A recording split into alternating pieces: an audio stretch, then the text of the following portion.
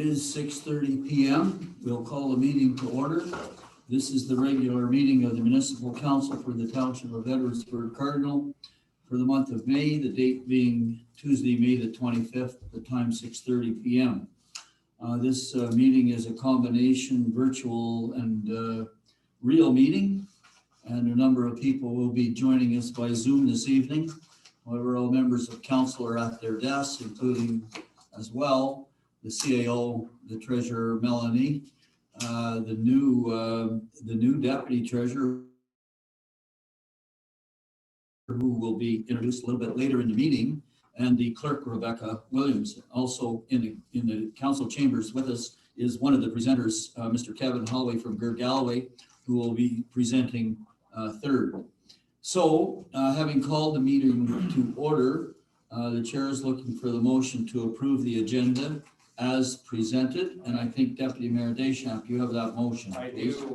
Moved by myself, seconded by Councillor John Hunter, that Municipal Council approves the agenda as presented. Good, thank you very much. About to call a question. Those in favor? Aye. Motion is carried. Thank you. So we have approved our agenda. Next item on the agenda is disclosure of pecuniary interest and the general nature thereof. Are there any disclosures here this evening? None by me. Chair notes no disclosures, and the minutes will so reflect. Moving to item number 4 on the agenda, delegations and presentations. We have 3 scheduled this evening.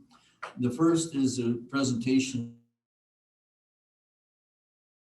by Ian Murphy from the MNP, Morris Nose Penny, the township's accounting firm. Now, for the benefit of council, the deputy mayor and I met with Mr. Murphy this afternoon, along with the CAO, the treasurer, the port general manager, and Rhonda Code. And so we've kind of gone through the financial statements.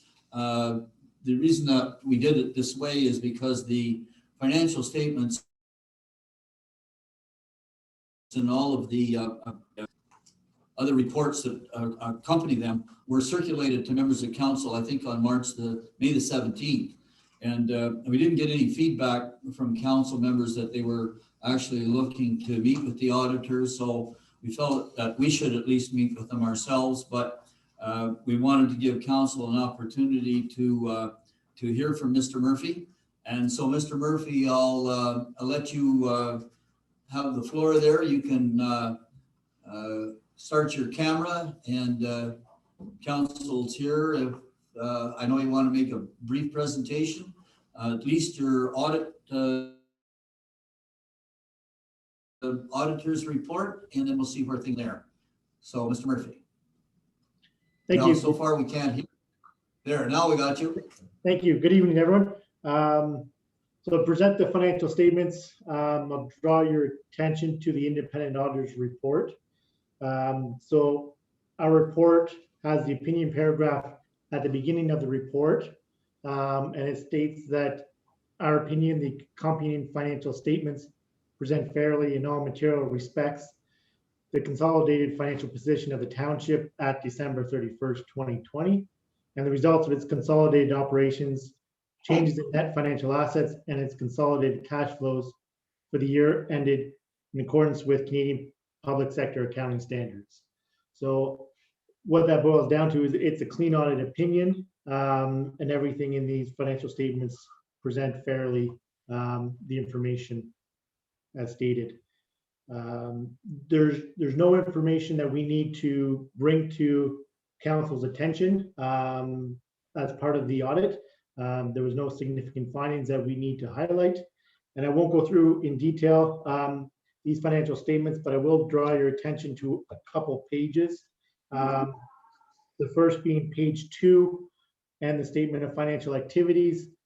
You'll notice that at the bottom, there was a surplus for the year for public sector accounting standards.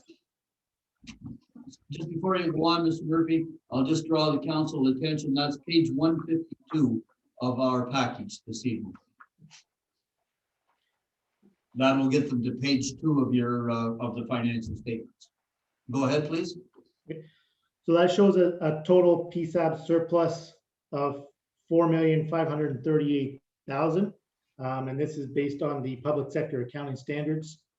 And if you turn to page 20 of the financial statements, you'll notice the breakdown of how we transition from the PSAP surplus to the operating surplus that you budget on. And that surplus for the year was $272,043, which is split into three areas: the library board, the water and sewer, and the general surplus. So other than that, the other page to draw your attention to is page 7, which breaks down the accumulated surplus of just over $80 million that are under the control of the council. And it's broken down into three main areas: the general surpluses of just under 42 million, made up mostly of the investment in the Port of Johnstown and Rio St. Lawrence utilities. The middle part being the reserves and reserve funds, showing total reserves and reserve funds of $7,935,000. And then you're invested in tangible capital assets, so your infrastructure such as buildings, roads, and plants and water and sewer and whatnot, make up the $30,272,000 of that $80 million accumulated surplus. So overall, the township's in great financial position. It's got significant reserves set aside for funding future expenditures, and there's not any issues that we would need to highlight to you guys at this time. So I'll turn it back over to you, Mr. Mayor. Thank you very much, Mr. Murphy. So, Council, this is an opportunity. If you have any questions with the financial state, the auditor's report, with the audit findings, this is an opportunity for you to bring them directly to the auditor. We'll be dealing with the approving these financial statements and receiving the various reports from the auditor. We'll be dealing with those at item 8I, J, and K on tonight's agenda. Any questions? Looks like there's no questions. Mr. Murphy, you might be going to get off easy this evening. Well, that's okay. Okay, well, before I thank them one last time around, no opportunity, no questions, okay? Thanks, Ian. Thank you very much then, Mr. Murphy, and we look forward to seeing you again next year. Maybe next year, if things go right, we can get you in front of the whole committee at, in a time when there's an opportunity for a greater discussion. Thanks very much. Thank you. Okay, so moving on then, we'll go then to the next item on the agenda, which is item number 4B, which is the presentation from Robinson Consultants. And I see we have Mr. Lorne Franklin and Mr. Andy Robinson present in the waiting room. And if you'll let them in, that must be Mr. Franklin, because I don't see Mr. Robinson yet. Mr. Robinson, do you want to turn on your camera? There he is. Good evening, Andy. How are you tonight? This is great, actually. It's nice to have a meeting where we don't have to travel and all for it. So hopefully it'll go well. Lauren will make the presentation. I'll be here to help if there are any questions. Very good, and thank you and welcome. And then Lauren, you've got the floor, and this is your presentation on the County Road 2 Newport Drive Municipal Drain, I believe. Yes, so I'm just going to share my screen here. Can everybody hear me okay? Yes?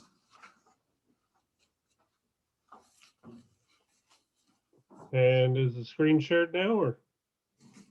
No. Not yet. We don't see the share yet. Okay.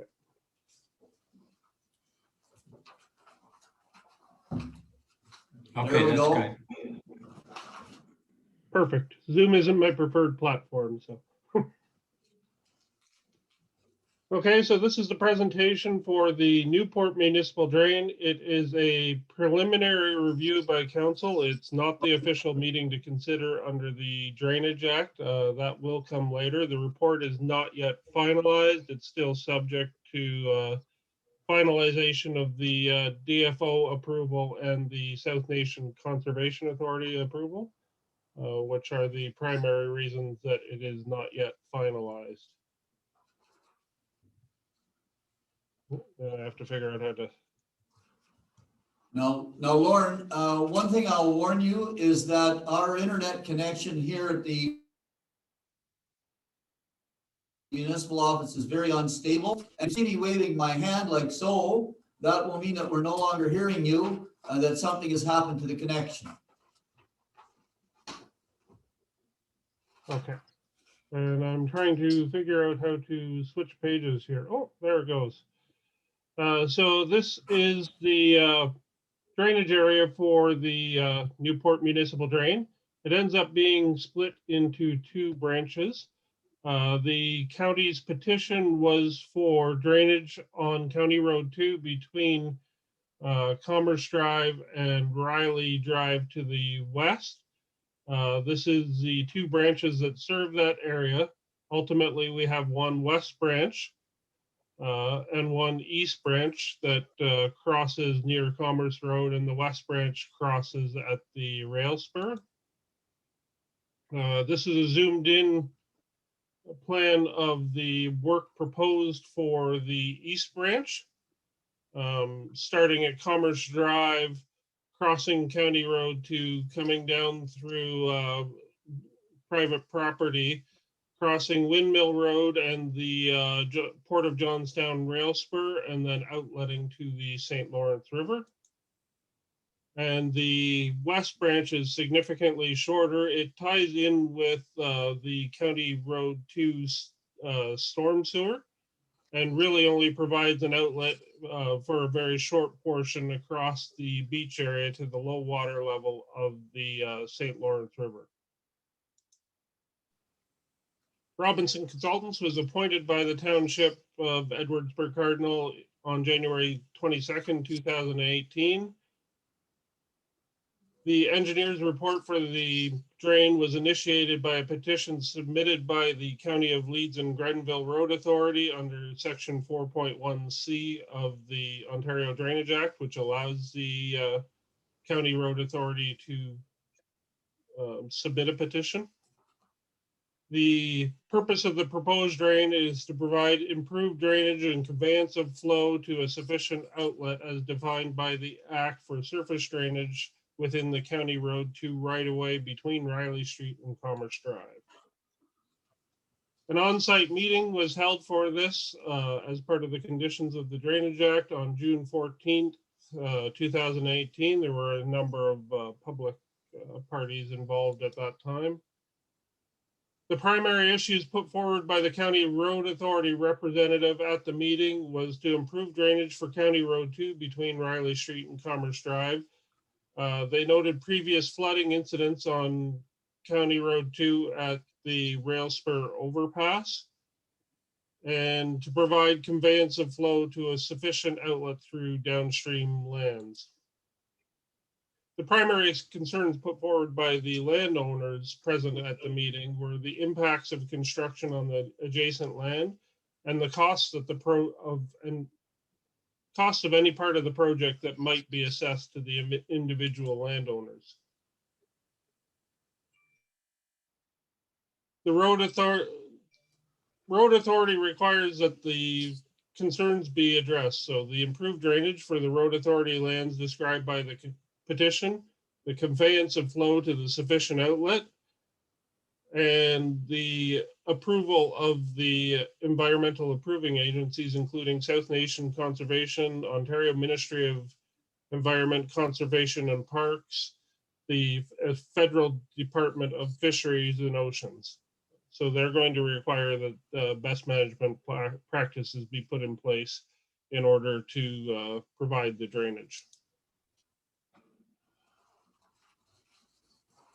Sufficient outlet is defined as the flows collected for the purpose of improved drainage that must be conveyed from the road right away to a sufficient outlet. The Drainage Act defines the sufficient outlet as the point at which the water can be discharged safely so that it won't do any damage to the lands or roads. And as the drainage engineers, we've determined that that location is the St. Lawrence River adjacent to County Road 2. The implementation of measures to protect the environment, particularly the water quality and sediment and erosion control, will be implemented through best management practices, as indicated by the approving agencies to address the concerns of the petitioning road authority while protecting the environment. Those measures will be prescribed by the report. The fair and equitable distribution of costs associated with the construction and future maintenance of the Newport Municipal Drain are to be provided in the finalized engineer's report.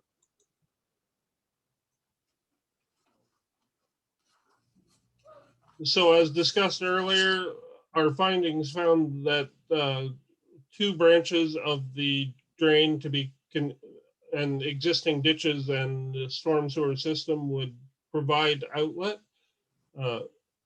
The County Road Authority is to complete the work for the County Road 2 storm sewer system. They're doing that on their own. The modification and repair of the outlet of the West Branch, and we'll discuss that shortly, and the modification and improvement of an existing ditch that forms the East Branch, and the protection and improvement of the shoreline to the low water level for both the East and West Branch.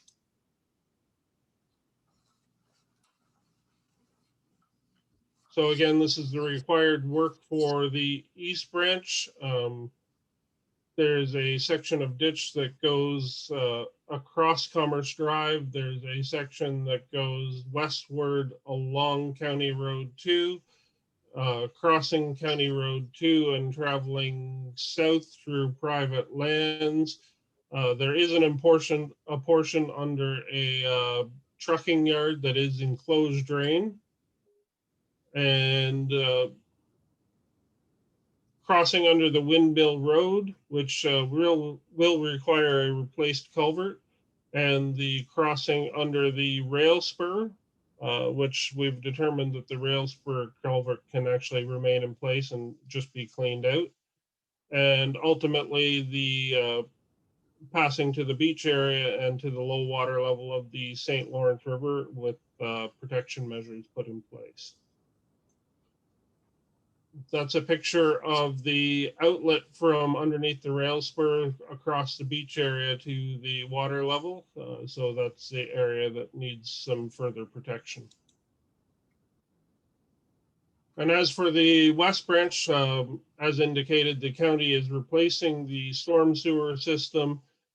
We've identified that there is some damage to the outlet and head wall from the storm system, which was to remain in place, and we've provided some recommendations for cutting that back and replacing the structure and protecting the beach area to the low water level of the St. Lawrence River. So that is a picture of the outlet structure and some of the damage to the head wall and pipe. As well as behind the head wall, you can see some damage to the pipe in the structure. So what we've recommended there is cutting back that pipe and replacing the head wall and providing a better transition across the beach area with proper environmental protection. Section 26 of the Drainage Act makes provision to assess the public utility or road authority for the increased cost of the work caused by the existence of the road authority work, or for the utility to, and or for the utility to do that work on their own behalf. So in that case, that's what the county is doing. Although there may be some costs that are assessed that would be the normal amount for a crossing not associated with the road authority that could be assessed to other landowners. The County Road 2 East Branch requires the one crossing replacement on County Road 2. And as for the township, the Windmill Road East Branch will require a replacement. The DFO is monitoring and reviewing for fish and fish habitat concerns. In general, the proposed work implements measures that will, with limited impact on fish and fish habitat. So it's anticipated that we will successfully mitigate the DFO concerns, and all consultation with the DFO so far has been relatively positive, but that assessment is not currently finalized at this point. As far as species at risk, the DFO has identified that there are American eel in the general vicinity of the drain. The mitigation for the species can be challenging as they have the ability to climb over obstacles, and so just blocking them out of the drain so that they temporarily can't use that portion of the drain isn't generally a successful mitigation. However, we do have some mitigation measures in the report that we have proposed to the DFO that have been successful on other projects. And as this portion of the drain provides some habitat, it doesn't necessarily provide the primary habitat for American eels. So in general, we feel that that will not be too great of a challenge. The proposed works makes provisions for a schedule of assessment that will address the fair and equitable distribution of the cost for construction and maintenance. We leave this slide in because in this case, typically because properties that could otherwise be eligible for a grant from OMAFRA that aren't currently eligible could at this time apply and have that grant in place before the assessments are made, and they would receive the 33% grant. However, in general review of the area and of the nature of the properties, primarily industrial or commercial, or residential, it's doubtful that any properties in this area would receive that grant. And that's as far as our presentation really goes for tonight. I'll leave it open for any questions. Okay, thank you very much. And I'm going to go around the table here to see if there are any questions, starting with Councillor Dillabaugh. No, Mr. Mayor, I'm fine right now. Thank you. And Councillor Cameron. Just one, and I think it might possibly be to you, Mr. Mayor, about the work that the counties are going to do on, I believe it's County Road 2. Has that had any teeth to it as yet, or is anything being done at all? And if it is, when's the completion? Well, that work, well, that work has all been postponed until this drainage plan is going to be moved to a further. I mean, I don't know what the next steps are here, and I guess Mr. Franklin will outline next steps later in the meeting. But I know that the county is waiting for this report. Maybe Mr. Franklin gets that right now. What shape does this report have to be in before counties can proceed to do that under County Road 2 work? The next step is to finalize the engineer's report. So that will involve getting the final acceptance of the DFO and the South Nation Conservation Authority. Once that is completed, the report can be finalized and distributed. The next official meeting in the Drainage Act process would be the meeting to consider, at which point the report has been distributed to all the agencies, the county, the township, and any of the affected residents. And that is the meeting to consider. Following that, there are appeal processes that are available to any of the landowners if they're uncomfortable with their assessment or with the technical abilities of the work. And then following that, the work could. So has the assessment report been constructed yet? Assessments are drafted at this point, but not available for public consumption at this meeting.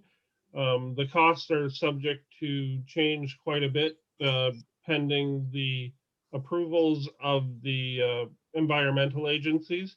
For instance, I had discussed American eel. So if there were significant concerns with American eel that we are not anticipating, it could widely change the cost value. So at this point in the process, we're not prepared to discuss the costs. I'm not interested in the costs at this point. What I'm interested in is how many private landowners will be affected by the assessment are included in the assessment schedule. There is a number, it's approximately 20 of them, and they are within the, so it would be any property that was shown within the drainage area on the slides. I was just interested in the number. I'm going to go the rest of the way around the table, then I have a couple of questions of my own. Deputy Mayor is next. No? Councillor Hunter? Your drainage area for the west ditch, it's just takes in as far as the rail corridor. It's not, I was under the impression that this ditch was going to help alleviate some of the water on the north side of that rail corridor.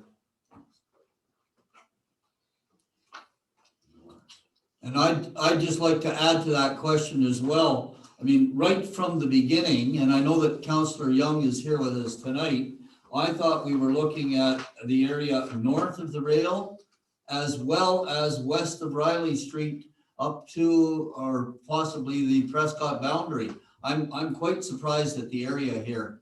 Or will those other areas that I'm mentioning be beneficiaries of the West Branch? Those properties will certainly benefit from the West Branch. However, as far as constructed works, the petition put forward by the County Road Authority would only give jurisdiction of the petition to anything from the county road or downstream to a sufficient outlet. Beyond that, the petition is not valid. So if other residents were interested in improved drainage further north, even though they benefit from the outlet across the county road, then they would have to submit their own petition as a separate project. Well, that kind of answers that question, although I'm pretty disappointed. Councillor Dillabaugh, you wanted in here. That was my question, is how many residents are affected? And you said approximately 20. That's fine, thank you. Okay, now, do you have any idea of the meeting to consider will be held?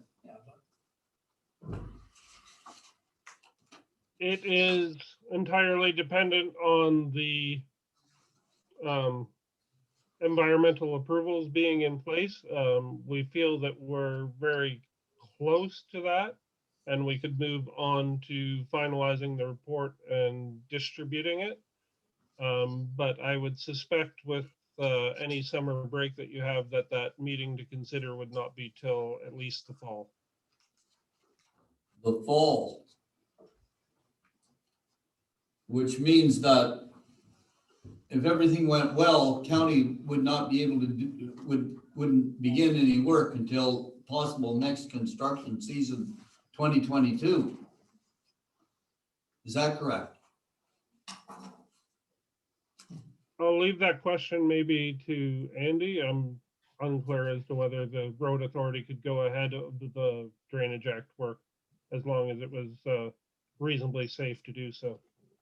Yeah, I think in this case, given the work that is within the road authority, the road itself, they you know, it's a little, it's unusual from the point of view of municipal drainage we've been involved in, but I think if they're, as long as they understand the risk and there's not a big risk, I mean, they've had their consultant complete the design for the storm sewer system so that I think that if they wanted to proceed this summer, we'd certainly like to have a discussion with them on that, but that in this case would not be out of the question for the work on the West Branch, because it really is all, with the exception of the outlet, the end of the existing outlet sewer that goes under the rail corridor, the work is within the road allowance, so that could likely proceed this year before the report is finalized. Well, the point that I'm getting at is I know counties has approved their 2021 capital project, and this is not on the capital project for this year. So there wouldn't be any funds this year, but there could, depending on budget discussions for 2022, there could be funds next year. So another aspect to my question goes like this. The work that the county is going to be doing under County Road 22, that they've already engineered, and that I assume those engineering criteria have been included in your outlet report. The question is, do those costs that counties are going to undertake, are they included in the total costs of the that are assigned to the assessment schedule? Yeah, Lauren, I'll just touch base on this. You can, we will include those costs within the overall report, but there'll be a significant majority of those costs will in fact be assigned to the road authority under, I think it's section 26 of the act, because it's for the county road. So they'll, as Lauren was indicating earlier, is that in the case of road authorities, be it county or MTO or the township, is that generally the work of culverts and drainage systems within the road authority required for the road authority is charged back to that road authority. Now there's under the principle that, you know, if the road authority wasn't there, there would still be some requirement for draining the lands upstream of there. So a portion of that, which we haven't kind of wrestled with, but we will, a portion of that could be assigned to the upstream property owners. Primarily, I'm talking about the West Branch because that's where the big costs are. In the case of the East Branch, of course, the replacement of the culvert under the county road will be a cost to the county.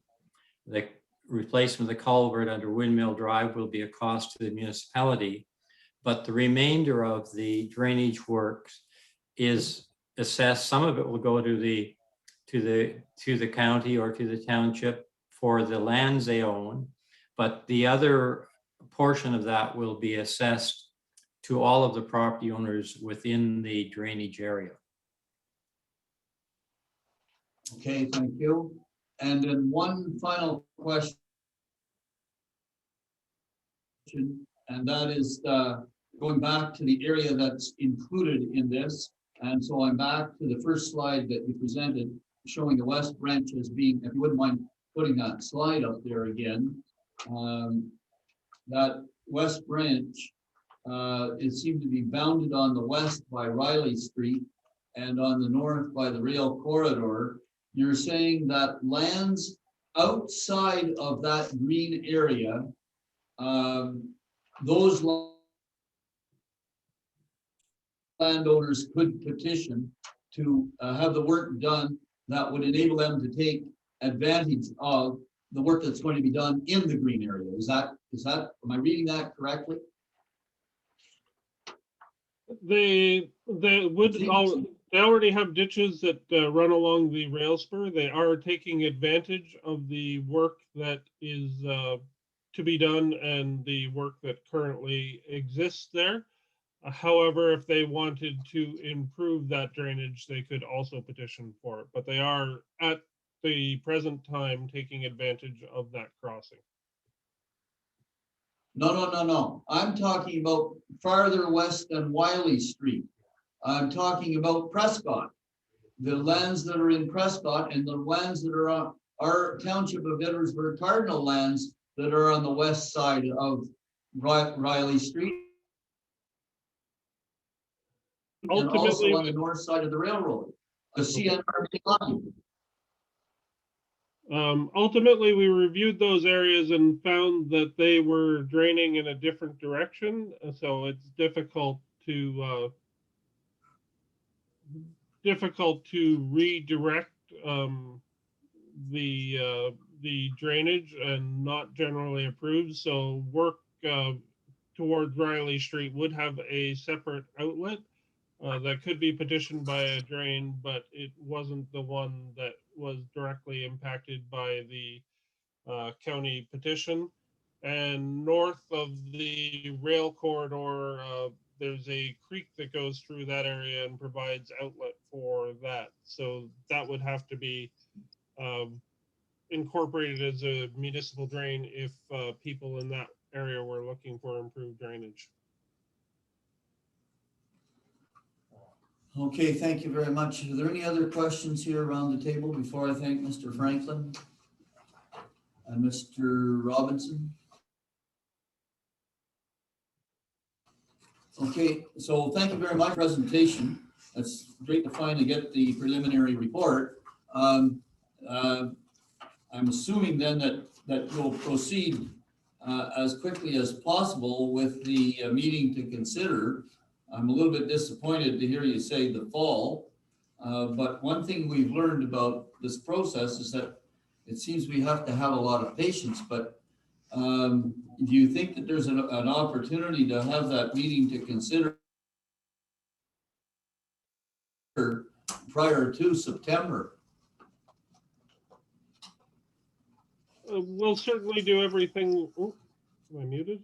We'll certainly do everything that we can to expedite the process. However, there are certain delay periods that are incorporated in the Drainage Act. So in order to finalize the report, we then have to mail the report to the affected landowners, which at normally that period is a 7 to 10 day mailing period. However, at this time, if we're mailing things, we've found that we have to leave extra time, up to 3 or 4 weeks, for Canada Post to actually get things delivered in the mailbox. And following the final date of that mailing, there's a 30-day period prescribed by the Drainage Act, which before the meeting to consider can be held, to allow the public and affected landowners to review the report. And then following that meeting to consider, there's another period before the court of revision can take place, and another period before the tribunal appeals can be reviewed. These regulatory timeframes add significantly to the timeframe, which is why even if we started tomorrow, the process would be difficult to complete before fall with the regulatory periods. Okay, thank you very much. If there are no other questions, I'm going to thank Mr. Franklin and Mr. Robinson, and I hope that they will be able to proceed as close to the regulatory timeframe as possible. So thank you very much, gentlemen. We've been looking forward to this report for some time, and now we're looking forward to the meeting to consider. So thank you again for your presentation here this evening. Thank you, Mr. Chair. Thank you. Okay, so I'm going to move on then to item number 4C on the agenda. And item number 4C on the agenda will be the presentation from Mr. Kevin Hawley from the Galloway Group, and he's going to talk to us about the Spencerville Drainage Project. So Mr. Hawley, you're up, please. Thank you very much, Mayor. Is it okay if I remove Absolutely. for everyone to hear a little better? Yep. So I'm here today to present to council very preliminary drawings for the Spencerville drainage project. We were hired by the township in the spring of this year, and we're at the point where we need some input from the members on the path forward that we'd like to go with this project. We have preliminary drawings, very preliminary, that we brought to the council to review, and also a preliminary cost estimate. A couple key items, we want to make sure that we're capturing everything the council wants of this project, and that our preliminary concept is in line with what you envisioned for the hamlet of Spencerville, the village. Some main things are we are proposing curb on both sides to make it more of an urban section versus a rural cross section, what you have now. Right now, the area suffers from poor drainage or lack of whatsoever. If you've driven the section at all, you'll notice there are no ditches in certain places.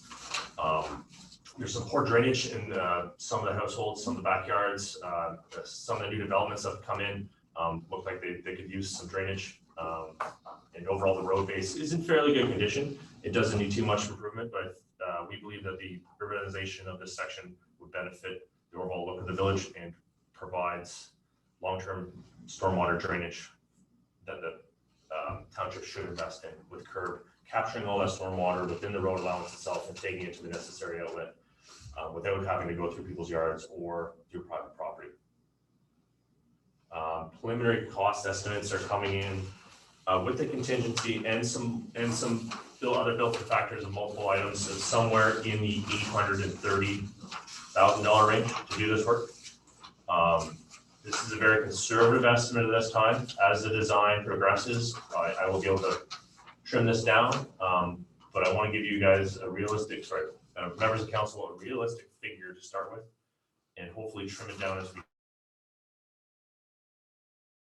go. There is a large contingency also bid in there, about $100,000. I will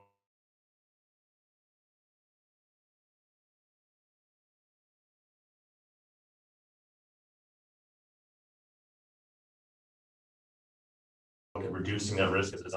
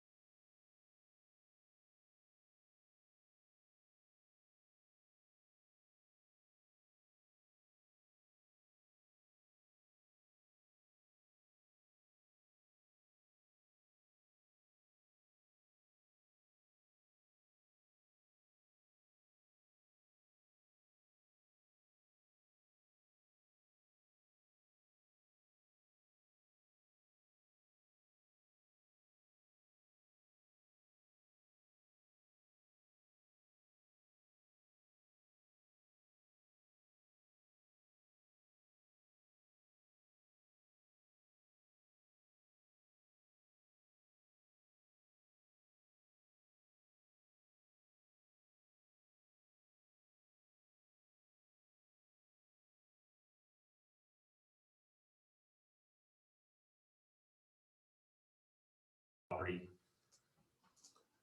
It's just a common sense, no frills, basic stormwater system that we're suggesting at this point. Now that's shown on this map here. That shows the typical, that shows your areas of proposed construction. So the areas in which we'll be doing this urbanization is highlighted in dark gray. That's the proposed catchment area and the proposed improvement areas that will have curb. Everything in dark gray on that drawing will have curb. It'll look more of an urban section. We'll give it a standard road width. It'll look standard all the way through uniform. We'll also set the curb height at the elevation of the existing road, so there won't be any changes to the private property drainage. They will still have the same outlet they have now. It's just we won't be dumping any water on their property anymore. It'll be all caught within the road allowance to the township storm system to an approved outlet. And then the third page kind of gives you just a basic typicals. If you look at the top left, 01, C1 is the bare bones basic curb. And we're going to define a standard road width for the village. I'm looking at 2.75 right now. We're going to standardize it also. It's going to be the same no matter where you drive within the corridor, highlighted on the first page. Now, so a couple of questions with regard to that. Everything, you match the existing, you're going to try to match the existing lawns. Will the existing lawns flow into the curb?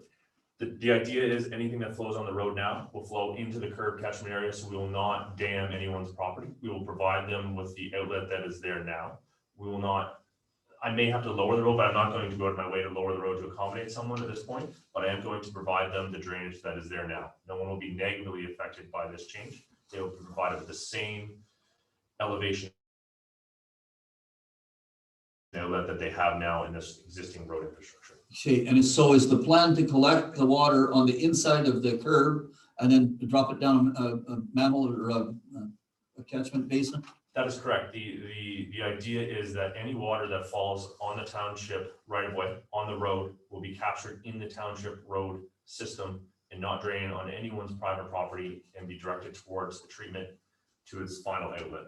Okay, so now when you use the term urbanization in this area, you're talking about curbs and gutters both sides, right? That is correct. Okay, so curbs and gutters both sides is expensive, that's for sure. Is the road crowned? The road will be crowned. It will be at 2% in that cross section. It will be crowned and reshaped so that the drainage will go to either side.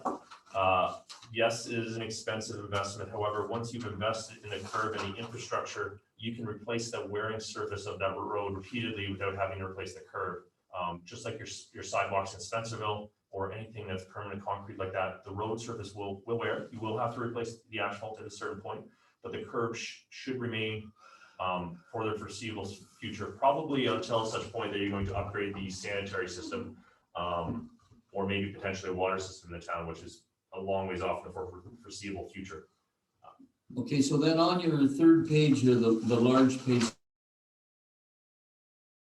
that we've got, can you just explain to council the difference between your two curb profiles? One is called tangent, and I think the other one is called super elevated. Yes. So I think council would just like to understand how these curves are profiled. Sure. A little bit of mistake in the drawings. The super elevated should be ignored. It's just on the tangent, and it's just typical as you see. It's going to be about 0.5 meter wide, and you're going to have a typical thickness at the back of 150, so 6 inches, and it's going to be depressed at driveways or anywhere the township deems that future development might occur. So people's driveways is going to be depressed. That is going to be your typical curb section. There is other curb options that I could give to the township, and I can work with the township roads department. The pricing will not realistically change between the different curb types. You can go more mountable where it's not as high of a back. I can supply those options to the township. It won't change the design or the concept of catching the stormwaters within the road allowance, but it does give a different feel depending on, or a different look, depending on which curb type you pick. Okay, and lastly, now to members of council, this is your opportunity to talk to your engineer. Where do we start, Deputy Mayor? Just one with the only concern that I can come up with in my brain is with snow removal. We're trying to take our, what falls on our road allowance when our snow plow removal our trucks and stuff plow, they'll plow it beyond the curb onto someone's lawn, and then would that not inhibit the water's ability to get back, and run off a road if there's a curb there? There'll be a little bit of storage built into the curb itself, but yes, once they go behind the curb, there is an area for snow storage there. It will still be on township property. The curb is not going to be right up against the line. On would be the north side, I wouldn't see an issue because it does drain that way naturally, and it would be the same as it is now with the snow placement, as you don't have any ditches, so there'd be no change from what you have now.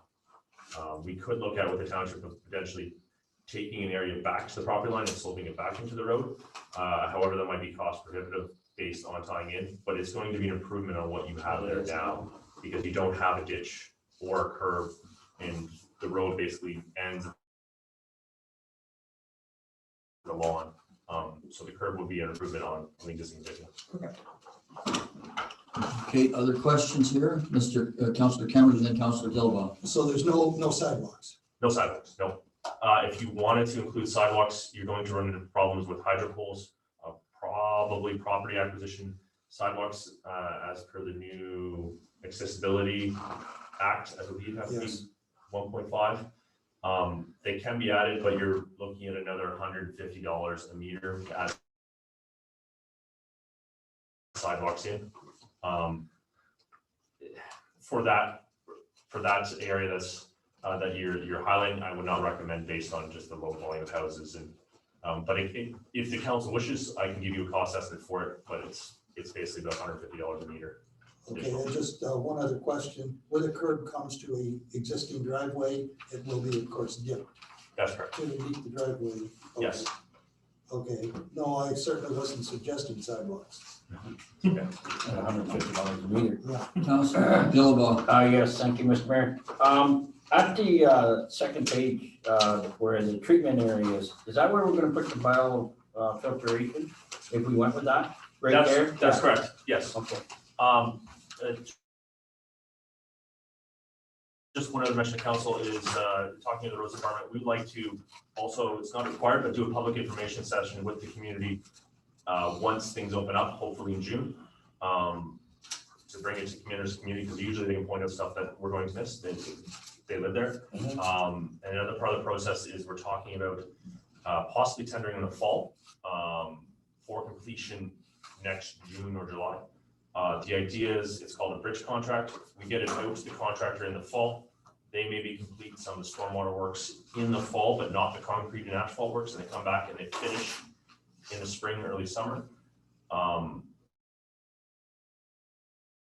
Or we can wait till next spring and release it this fall for work for next year. The idea is we'll get better prices because the contractor knows he has works on the books for next year. So we're on pace to finish this design late summer right now. If we get it this year, 2021, we'll get a better price for 2022. He will, because he's got work on the books. The idea is to release it this fall and let him decide if he wants to do a little bit of the underground work. There is risks on the township that you'll get calls because there's going to be open cuts and there's going to be gravel over the winter on those road sections. But you will get a better price releasing it either this fall or early winter, because a contractor will look at it next spring and say, I have work on my books. I have set amount of work. I don't have to worry about come first thing in the spring.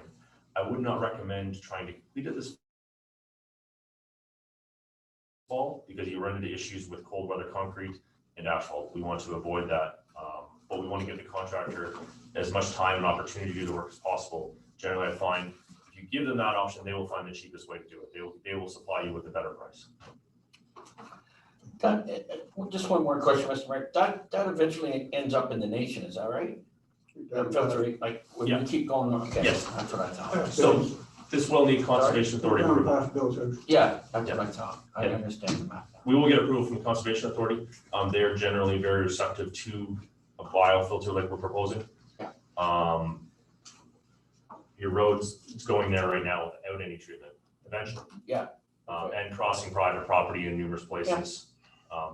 So we will have a meeting as soon as we're pretty close. Probably try the next 2-3 weeks to get a meeting with the Conservation Authority. Thank you. So Councillor Hunter wants in. I think it's pretty good. good design. I agree with you as far as trying to get the contract this fall, as far as, yeah, we'd like to get a few complaints about some road cuts in there, but on gravel, but basically the roads are in such bad shape. Yeah, Shape now that I don't think we're gonna mind going over a bit of gravel, but means it's going to fresh pavement in the spring. that's right. I agree, I think we'll get a better price on it. The drain as we go down to the outback on the open road allowance, there's quite a flow of water that runs down the side of that road allowance right now. That's going to be, instead of being diverted into the ditch that cuts down through the South Street across private property, a lot of that then water will be caught and diverted down into the, So you're talking about where it cuts across and goes to the mill. yeah. We're going to, anything that hits that road allowance, we'll probably catch in the biofilter swale. And take it Cut straight. flow. Yeah, Cut it'll flow be a that way cutoff, too, then. yes. We'll provide the proper outlet to the nation. Yeah. So yes, that will help that particular problem. Okay, that's, I agree, I think we should just, we could get a final, close to final design here that we could take to the ratepayers. That's a good idea if we get it out the next, soon as we open up here in another couple of weeks. So just one final question from me. The treatment area itself, if I can just. Yeah. Can you tell me what the length of the treatment area is? Because I haven't designed it yet. Oh, I see, okay. It'll be size, but you have plenty of room on your road allowance. It's going to look more like a cattail ditch going along there. That's what someone that walked by is gonna see cattails. That's what they're gonna see. But it's kind of a mixed planning. I'm not sure on the exact size because I have to design it based on the catchment area. Got it. Yeah. So no, I can't give you an exact. Okay, but it doesn't sit right on the road right away. It sits on the road allowance, one side or the other. Yes, I'm not sure the width. The major factor will be the width, how wide I have to make it on the bottom. Well, the reason that I'm getting at, and I don't know Spencerville that well, but many of these unopened road allowances, which is what this is, many of them become snowmobile trails or ATV trails, et cetera. And if it's right in the center of the road allowance, it'll get damaged pretty quickly. That's a good point. I think there'll be enough room for a snowmobile or ATV beside it. There'll still be enough of a platform. It's a comment that we can bring up in the public information session when we have it with the community and see if there is that kind of usage there. I'm not sure if they're going to, if they access the nation and if it's safe to. I mean, as I say, I don't know. Safe to snowmobile on it, I'm not sure. No, that is an access road to the nation. But people For the snowmobile, snowmobiles in winter time. so we can leave a platform wide enough for a snowmobile, that won't be an issue. Do you use that there? Yeah, that's where Bill and Doug Lawrence and all up and down River, off right there. Oh, go west. Okay, if there's no more questions I have then, one more. okay, go ahead. On this treatment area, it's going to be right down next to the river, I take, because between the house that's established on the east side of that on open road allowance, there is 2 severed lots south of that. So, South of the last house on that road allowance, yes, this is gonna be after the last house to the outlet, however far we need to take from the road allowance, but if we could get the exact location of several lots, we can include keeping a future access to those lots if required. it'll be on the township map and that, because they're severed lots, so Are they on the east side, John, the west side? east side. They're on the east side, so the treatment area would have to be on the west side. Gotcha. Okay, yeah, that's great, that's good information to know, and I can, set the road allowance there, I can take it a little wider to the west side. And not the east side, we'll incorporate that in the design. So does that end up the questioning? So thank you very much, Mr. Hawley. I appreciate the upgrade. We've all been looking forward to see what this was gonna look like. I just hope that you can get your sharper pencil out. Like I said, I like to bring a conservative estimate first and trim it down as we go. Thank you very much for the presentation and thank you for coming tonight. Thank you. Thanks, Kevin.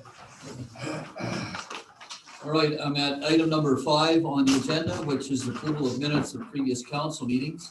And the first is the council meeting of April 26th, So Councilor Hunter, I believe you have that motion. Move myself, second by Deputy Mayor Deschamps, the municipal council received and approved the minutes of the regular meeting dated April 26, 2021. Motion is on the floor. Are there any errors or omissions with the minutes of the meeting of April the 21? Hearing none, I'm about to call the question. Those in favor? Aye. Motion is carried. And then I'm going to item number 5B, which is the special council meeting of May the 10th. And Councillor Dillabaugh, I believe you have that motion. Thank you, Mr. Mayor. Moved by myself and second by Council Cameron that the municipality council receives and approves the minutes of a special meeting dated May 10th, 2021. Thank you very much. The motion is on the floor. Are there any errors or omissions with that, with the minutes of that meeting? Hearing none, I'm about to call the question. Those in favor? Aye. Motion is carried. Thank you. And proceeding then to item number 6, which is business arising from those previous council meetings. Does anyone have anything to bring up from those 2 meetings as business arising? Hearing none. Vote to move on then to item number 7. Item number 7 on the agenda is committee minutes. The first is a public library board meeting. Councillor Cameron. Yes, thank you very much. Moved by myself and seconded by Councillor Dillabaugh, the municipal council receives the minutes of the public library board meeting dated March 23rd, 2021. Thank you very much. Motion is on the floor. Now, we'll deal with this all at once. So if there are any questions of Councillor Cameron with regard to these library board minutes. Hearing none, I'm about to move on, except for one thing, and that is, I believe Ms. Gladstone is acting as CEO, is that She correct? is the CEO, she's not acting, she is the CEO. She is the CEO. CEO, Yes, and so it would fall to her then, she would be the author of the CEO report, but correct, I suspect also the COVID safety plan and a number of other. correct. Yeah, so I Yes. hope that you'll extend to Ms. Gladstone our appreciation for the job that she's doing, because I find it's a very nice package that we're getting these days. I will, Mr. Mayor, I will certainly do that. Had I known 2 hours ago, I would have done that at our library board meeting, which was just prior to our meeting.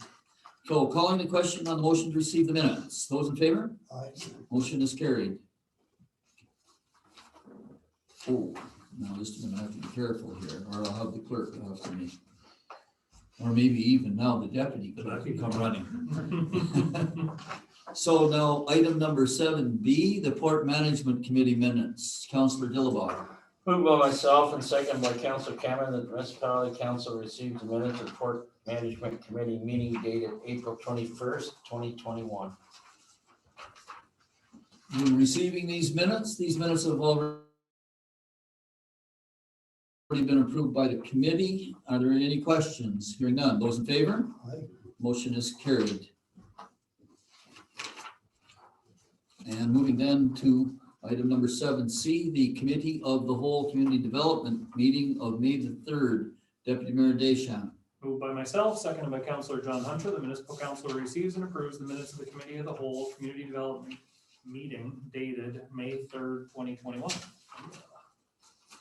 Thank you very much. The questions, if any? Hearing none. Those in favor? Aye. Motion is carried. And moving then to item 7D, the Committee of the Whole Administration and Finance of May the 10th. Councillor Hunter. Move myself, second by Deputy Mayor Deschamps, the municipal council received and approved the minutes of the committee of the whole administration and finance meeting dated May 10th, 2021.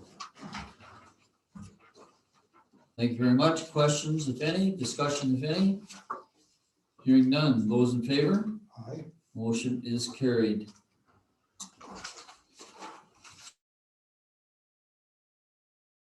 And moving now then to item number 7E, the Committee of the Whole meeting, Public Works, Environmental Services and Facilities Committee. May 17th. Councillor Cameron. Yes, thank you. It's moved by myself and seconded by Councilor Dillabaugh that municipal council receives and approves the minutes of the Committee of the Whole, Public Works, Environmental Services and Facilities dated May 17th, 2021. Motion is on the floor. Discussion, if any. So I'm just going to bring up a couple of points. And the first is on page 57 of 229. Members inquired if the township has received a report from Greenfield with respect to the increased capacity needs at the pumping station. In fact, it was the mayor that brought that up, and the mayor is still looking for an answer to that. Do we have a response yet? So, Mr. Mayor, we do not have a response yet, but I did follow up mid last week, and they indicated that they'd get a response to me shortly. Thank you very much. And then on page number 61 of 229, it's missing from the minutes. I'm not suggesting a change to the minutes, but I don't want the concept lost in the I guess in the fullness of time. But under item number 8 there, council inquiries or notice of motion, Councillor Hunter talked about the gravel tender, and he made the point that when the gravel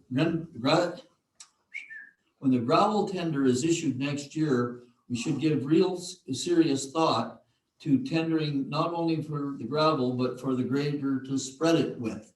And I just hate to see that thought lost. So Councillor Hunter, I hope you'll be diligent when we come to budget discussions about that issue. Don't worry, I'll bring it up. I thought you would. So about to call a question on the minutes. Those in favor? Aye. Motion is carried. And so now I'm at item number 8 on the agenda, which is the action and information items that are coming forward from the committees.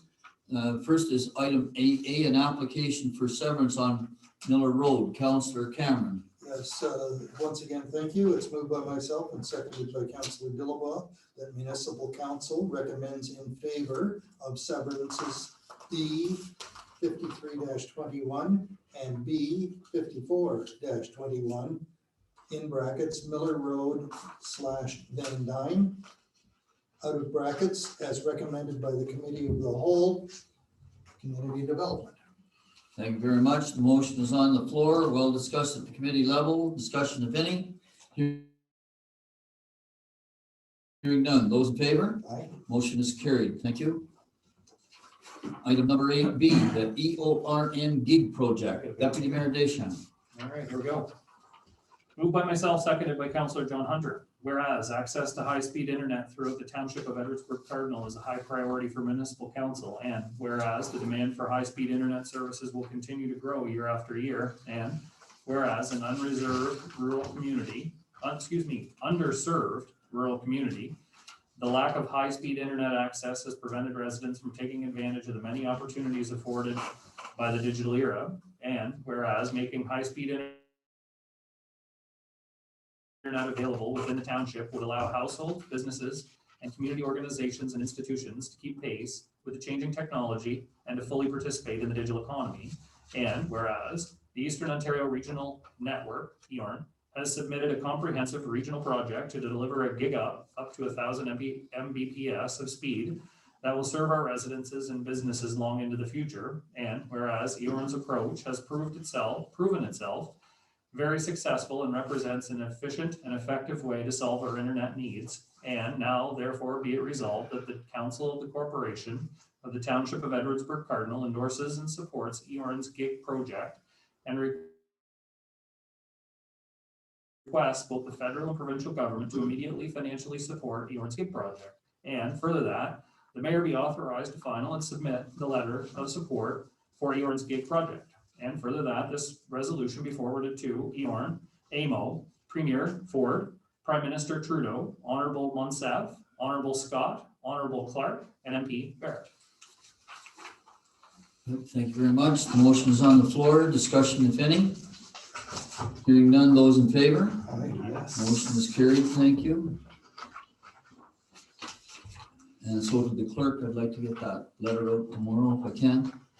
And so now item 8C, the town 2020 township surplus, Councillor Hunter. Moved by myself, second by Deputy Mayor Disha, that the municipal council approve the proposed 2020 surplus allocation of $113,920.24 and direct the treasurer to transfer $35,000 to the tax write-off reserve and $78,924 to the winter control reserve, and further direct the treasurer to transfer $47,195.72 in dispensable wastewater reserve as per audit review, and is recommended by the Committee of the Whole, Administration and Finance.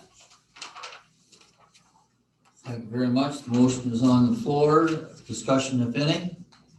Again, discussed at the committee level. Was. Mr. Mayor, I'd just like to point out that the 47,000 going into the Spencerville wastewater reserve, that is to replace the $47,000 and change that came out for the purchase of South Street. So it's just a transfer back in. I'd forgotten that.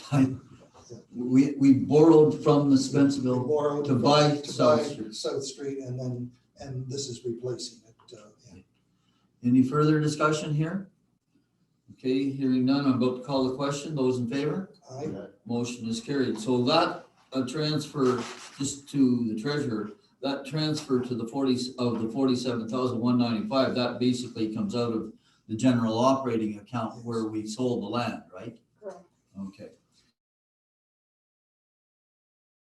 All right, so the motion is carried. Thank you. And I'm moving on then to item number 8D, the 2021 PSAB budget addendum. Councillor Hunter. Moved by myself, second by Deputy Mayor Disha, the municipal council approves the 2021 PSAB budget addendum report, which meets the requirements of Regulation 284-09 as recommended by the Committee of the Whole, Administration and Finance. Okay, and this is the motion which converts our cash budget to a PSAB formula. About to call the question. Discussion, if any. Hearing none. Those in favor? Question. Yes, go ahead. Oh, sorry. No, I'm sorry. I don't have a question. Okay. Oh, I thought you were asking a question. Those in favor? I'm sorry. Yes. Okay. Now I'll declare the motion carried. I got ahead of you, Mr. Mayor. I'm sorry. Hard these days. Item 8E, purchase of a new phone system. Councillor Cameron. Yes, thank you. It's moved by myself and seconded by Deputy Mayor Tory Deschamps that municipal council approve the purchase of a replacement telephone system from Southeastern Telecommunications Services in the amount of $10,674.00 plus non-rebated HST, and fund this purchase with modernization funding as recommended by the Committee of the Whole, Admin and Finance. Thank you very much. The motion is on the floor. Discussion, if any. Hearing none. Those in favor? Aye. Motion is carried. Thank you.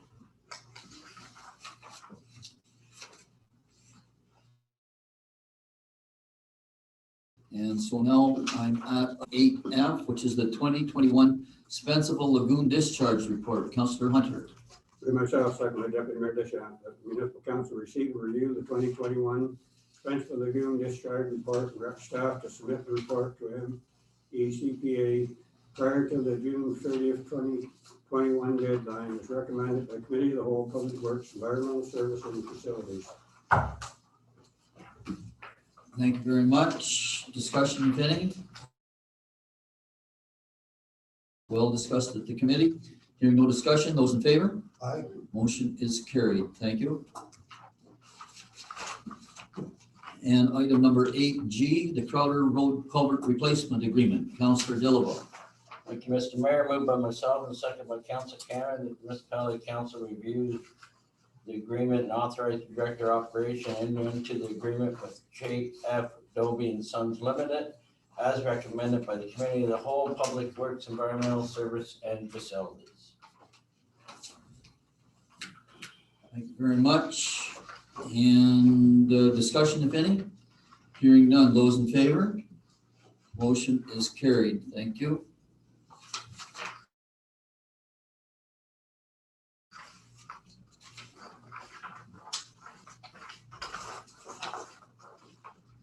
And now I'm at the item 8H, the Cardinal Waterfront Canteen reopening. Councillor Dillabaugh.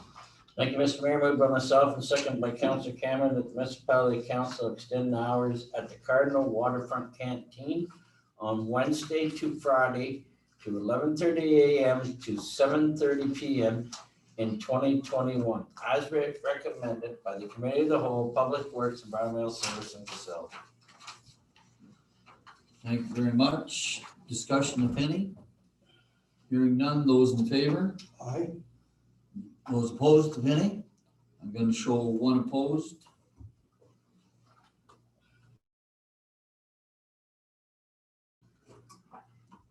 But the motion is carried. Thank you. And moving to item number 8I, the Port of Johnstown financial statement, Councillor Cameron. And there is a change to this motion as compared with the motion that appeared in your packages, but Councillor Cameron has the latest, up-to-datest version. Councillor Cameron. Thank you. Moved by myself and seconded by Deputy Mayor Deschamps that Municipal Council receives the 2020 audit findings report and approves the 2020 financial statement for the Port of Johnstown as recommended by the Port Management Committee.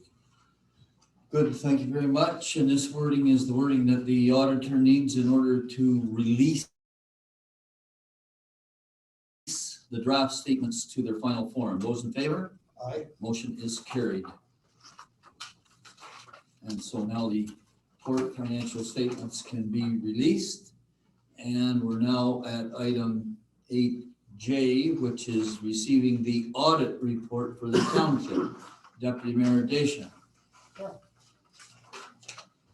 Yes, moved by myself, seconded by Councillor John Hunter. Whereas the mayor and deputy mayor met on May 25th, 2021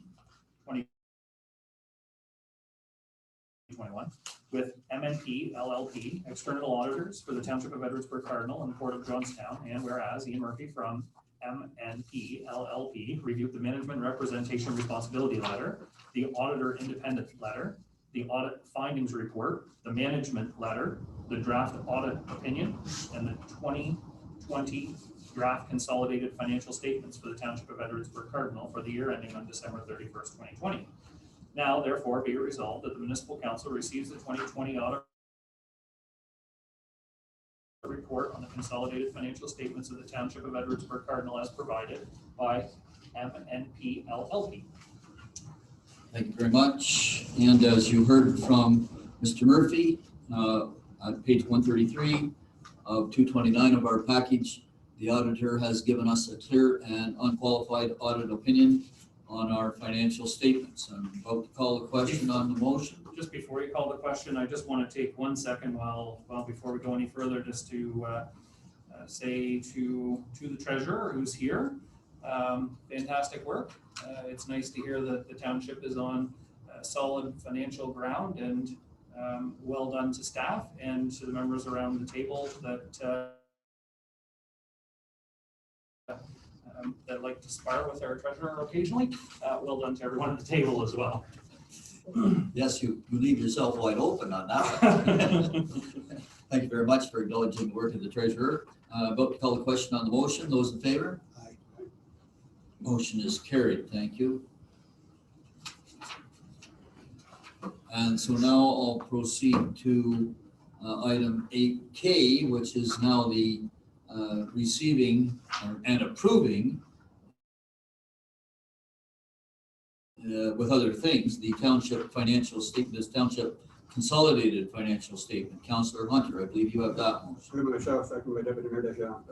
Whereas the audit findings report, the management letter, the draft township financial statement, the management representation responsibility letter, the auditor independence letter, and the draft audit opinion were previously circulated to Municipal Council on May 17th, 2021, in advance of the regular council meeting for additional review. Now therefore be it resolved, the Municipal Council receives the audit findings report and management letter and approves 2020 draft consolidated financial statements for the Township of Edwardsburg Cardinal. Very good. The motion is on the floor. And again, as you heard from the auditor, The auditor gives us a clear and unqualified audit opinion with regard to our financial statements. Are there any further questions? Hearing none, I'm about to call the question on the motion. Those in favor? Aye. Motion is carried, and so now the treasurer can get a copy of the final financial statements with the draft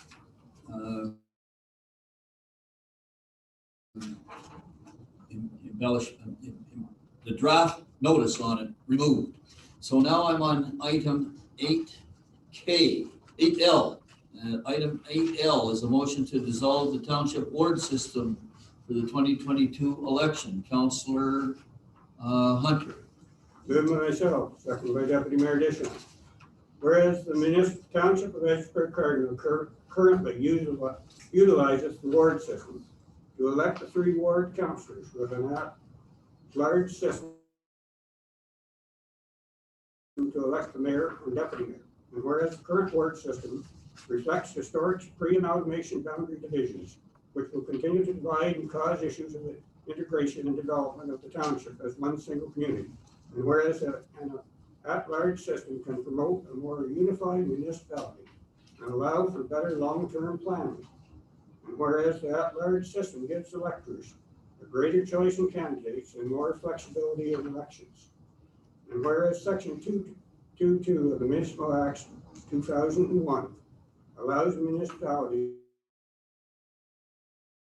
to pass a bylaw to dissolve the existing ward system, and whereas Section 222 of the Municipal Act 2001 provides that the municipality must provide public notice of 15 days after passing a bylaw to dissolve the municipal ward system and allow 45 days appeal period. And whereas Section 18 of the Municipal Act 1996 provides that the clerk of the municipality shall inform the Municipal Property Assessment Corporation of the boundaries of the voting subdivisions or before March 31st in the year of the election. Now therefore be it resolved that the Council of the Corporation of the Township of Edgeworth Cardinal dissolve the ward system for the upcoming 2022 municipal election, and 2, direct staff to prepare a bylaw in accordance with the Municipal Act and Municipal Elections Act to the June regular council to officially dissolve the ward system, and direct staff to complete the necessary public notice requirements and inform the Municipal Property Assessment Corporation that the ward boundaries have been dissolved for the upcoming 2022 election within the township of Edgeworth Cardinal.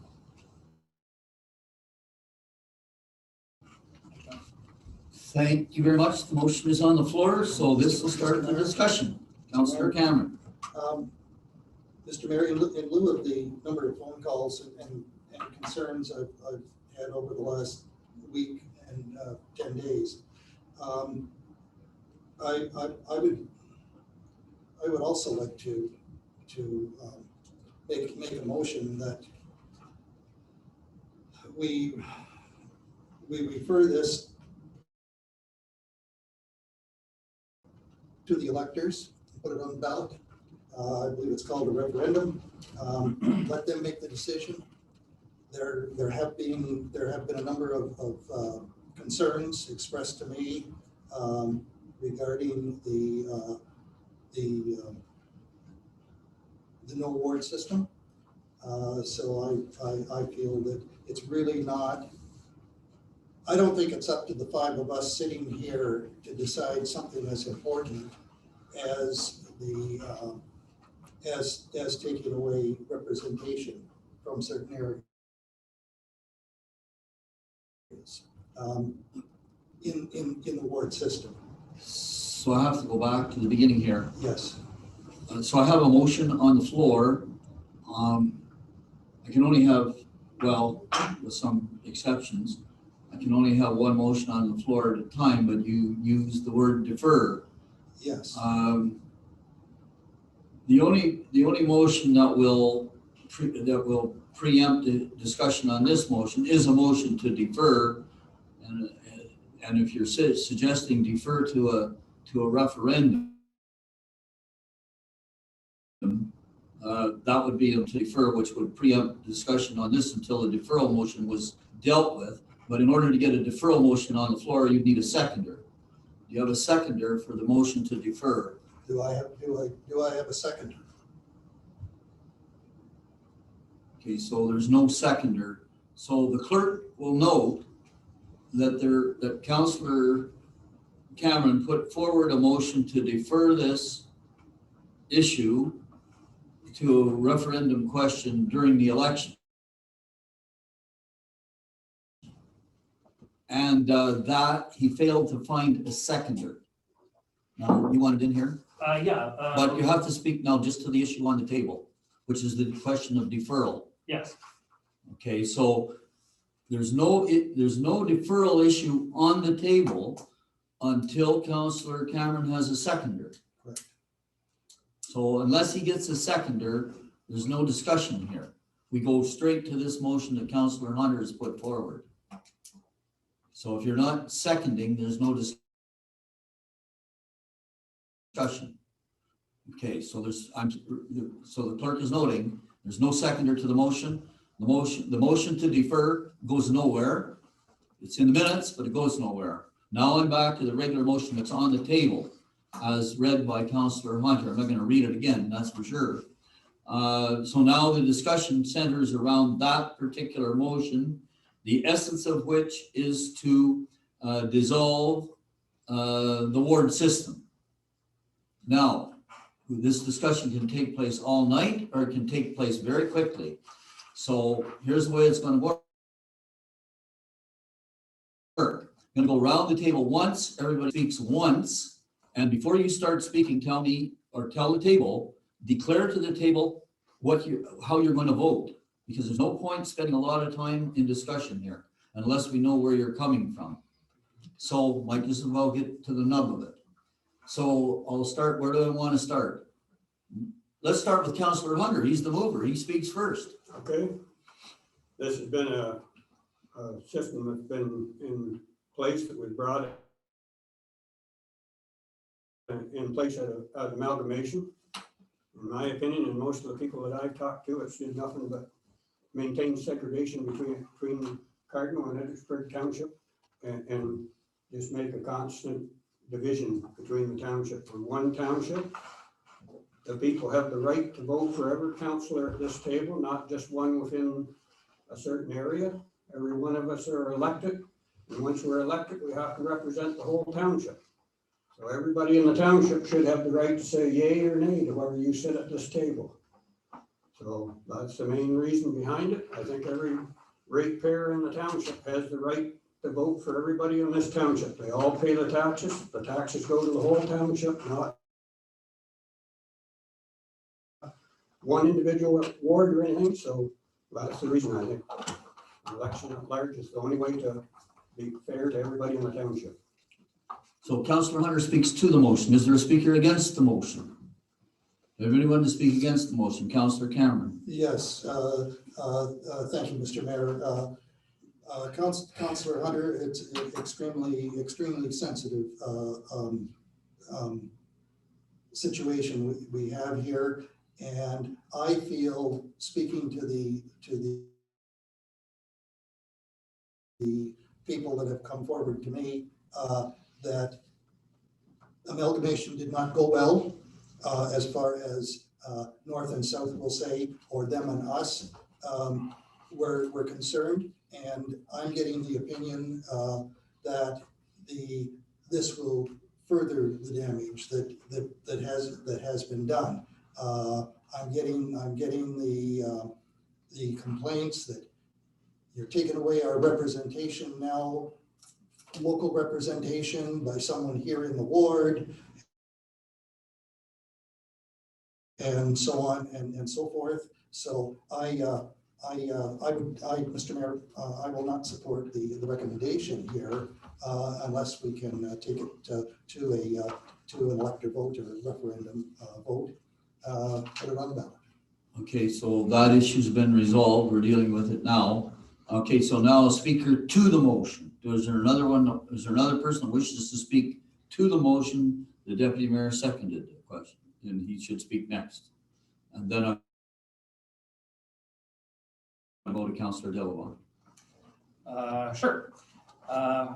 First, contrary to Councillor Dillabaugh, Councillor Cameron, who has heard many complaints, I haven't heard a word, to be honest, nor would I expect to hear a word when the minutes have only been available online since maybe last Thursday or last Wednesday.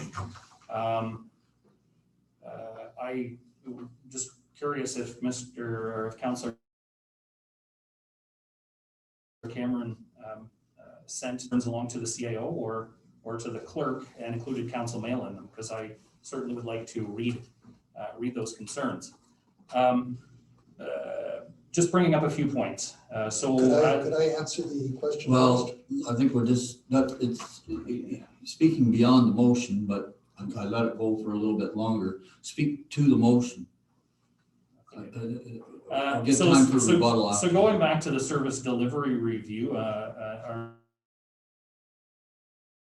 notes as of January 2020, which I will point out that 4 of 5 members of council supported general elections at that time, and did so by reporting that to the company that did the service delivery review, an outside consultant, who ultimately decided that, or said that, a ward system is not conducive to our mission statement of one community and one municipality.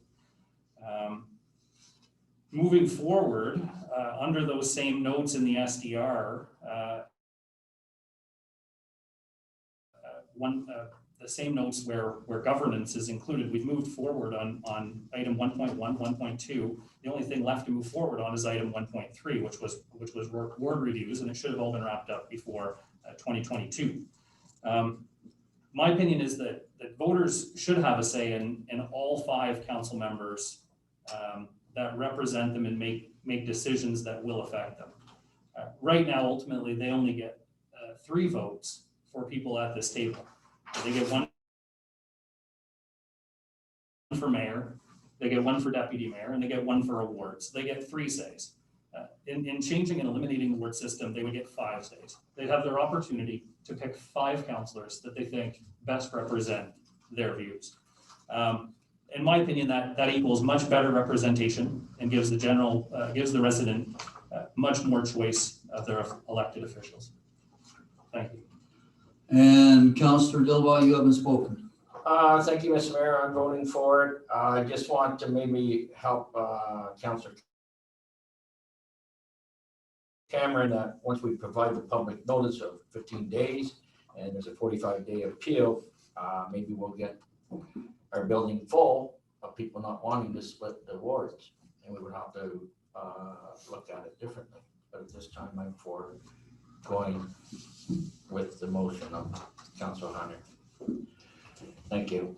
Okay, so I'll speak last. I'm going to vote against the motion, and the reason I'm voting against the motion are the following. Number 1, I've been at this table since 2006. The ward system has been in effect since I first arrived in the township. And I have found that over the period of time that I've been at the table here, that no matter which ward individuals come from, they do, when they sit at this table, act in the best interest of the municipality, the corporation as a whole. I've found that to a man throughout the entire period of time that I've been on council. I know that some issues come up where individual councillors speak on behalf of their ward. That is their right, they're elected to do. I don't find that divisive. I just find that healthy. I more or less reject the idea that that it's necessary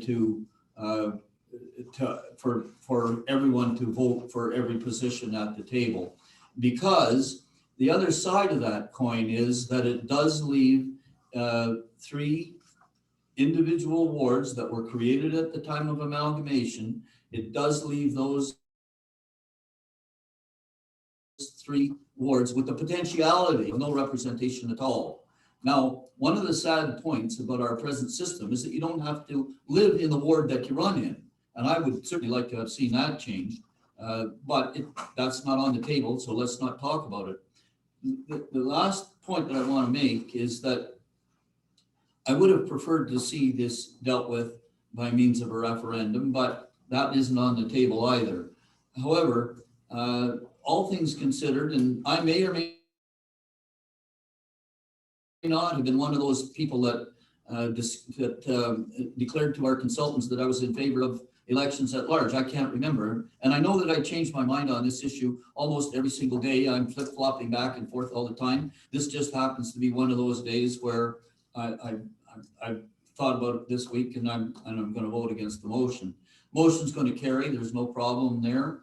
Then we'll see what happens when the bylaw comes forward during the appeal period. But one thing I have found in the period of time that I've been sitting on this council is that the folks in the township have learned to trust the decisions of their councillors. They've learned to put a lot of faith in us. And I think we enjoy a lot of goodwill as a corporate governance group. And I'm sure that people will rally behind us. So I'm sorry that I'm having to take this stand, but I'm going to call for a recorded vote on the issue. And I'm about to call the question on the vote, Mr. Mayor, unless there's further discussion. Could I just answer? Anybody wants to go around the table one more time, but go ahead. I would just like to answer Deputy Mayor Deschamps' suggestion that we've only known about this for a week. On 2 occasions in open session, while we were being recorded at committee meetings, Councillor Hunter expressed his intention to bring this forward. So people have known since Councillor Hunter first brought this forward that this was going to be coming forward. So it's not the matter of just a week. I've been talking to people for well over 2 weeks regarding this. As a matter of fact, I was talking to people very shortly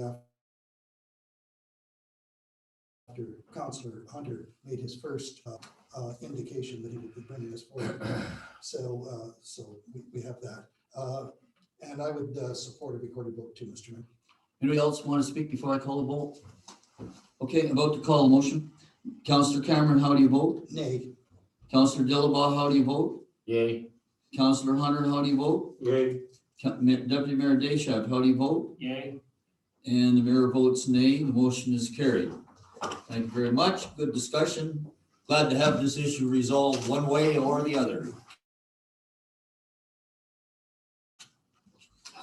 And so now, here we go with item number 8M, which is to declare some port property surplus. And I believe Councillor Hunter, you have that motion as well. Oh, no, I didn't want to sign that one, I guess. Yes, it is. Sorry. Then the other ones? Move myself, second by Deputy Mayor Deschamps, that the municipal council declare the land legally described as Part 36 Concession 1, Edgersburg Ward, Parts 1, 2, and 3, RP 15R9899, Edgersburg Cardinal Township, Grenville County, Ontario. Vacant lot, Riley Street, New Oxford, as surplus to the needs of the Township of Edgersburg Cardinal, and the Port of Johnstown is recommended by the Port of Johnstown Management Committee. Thank you very much. The motion is on the floor to declare the land surplus. Discussion, if any? Hearing none. Those in favor? Aye. Motion is carried. And then moving to item number 8N, the method of sale. And Councillor Dillabaugh, I believe you have that motion. Thank you, Mr. Moved by myself and second by Council Cameron, that the municipality council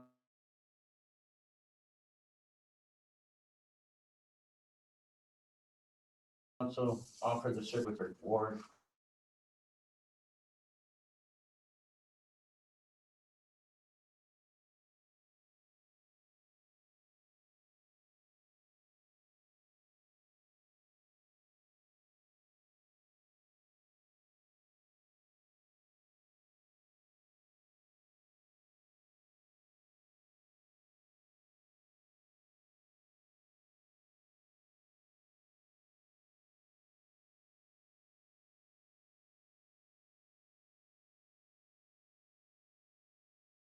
Got on mute. I can't start again, sorry.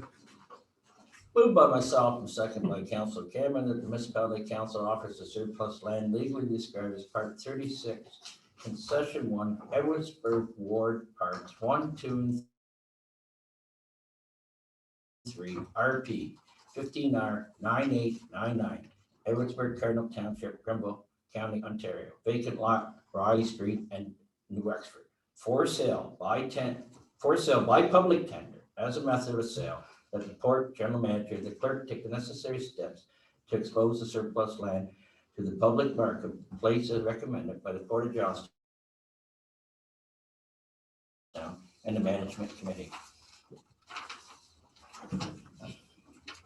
Thank you very much. The motion is on the floor. Vote to call the question. Discussion, if any. Oh, there is some discussion. Councillor Hunter and then Deputy Mayor. There's nothing in here but, minimum bid.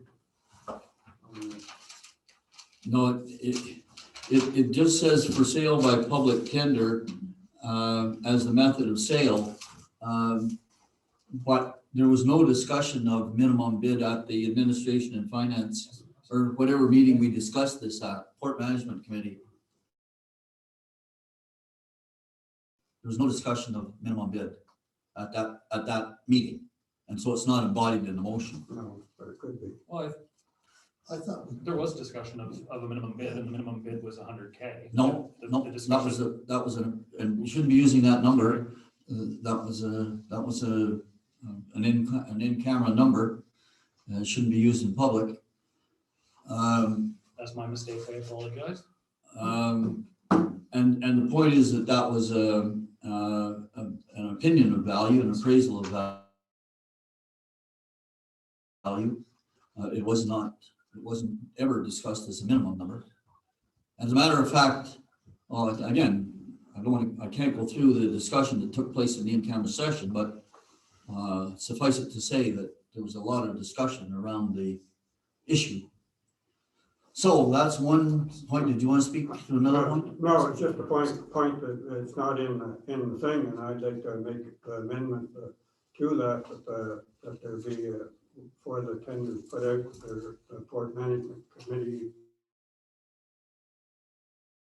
establish a minimum reserve bid on it, because as I mentioned at the committee, we've tendered stuff and got next to nothing for them, so I think we need to protect ourselves to have some kind of Port Management Committee come up with some kind of a minimum bid that we want to embody in this. Well, one of the things that we did discuss was that the tender document, and by the way, just so folks understand the process here, at the Port Management Committee, we also authorized the general manager to have the port's lawyers draft the offer. And the offer was to be drafted in such a way as that the township was relieved of all responsibility. And that offer that's drafted by the port lawyer will in fact end up being the tender document that the individual signs and puts a price to. But the tender document that accompanies it will, and we did discuss this, will have a clause that clearly indicates that we're not obligated to take any response. In other words, either high or low, we're not obligated to proceed with the sale. So I don't know whether that will satisfy you, because I don't want to sit here at the table and discuss a minimum No, number. I'm not discussing minimum bid, I'm just saying we need to make sure that there's An out clause. minimum, that we're covered on a minimum here, that we're not Yeah. ending up, because we've made that mistake over the years in council before on vehicles and stuff, no minimum on them, we basically gave it away, so. Okay, well, the concept is that we don't want to be locked into having to accept an offer. Yeah. Okay, so that we'll make sure that that's part of the process. I think we can do that without actually embedding it in the motion. So now I have Councillor Cameron wanting to speak, and then Deputy Mayor Deschamps. Well, Councillor Cameron. All I was going to do was say to Councillor Hunter that I would support his motion if it came to that. Okay, well, I think we can deal with it outside of the motion. Deputy Mayor. Yeah, I just wanted to speak against the method of sale being tender. I know we beat it up pretty good at the port, and we made at the port meeting, and we made a decision to approach this. I really like to use the opportunity to engage a company, a real estate company, to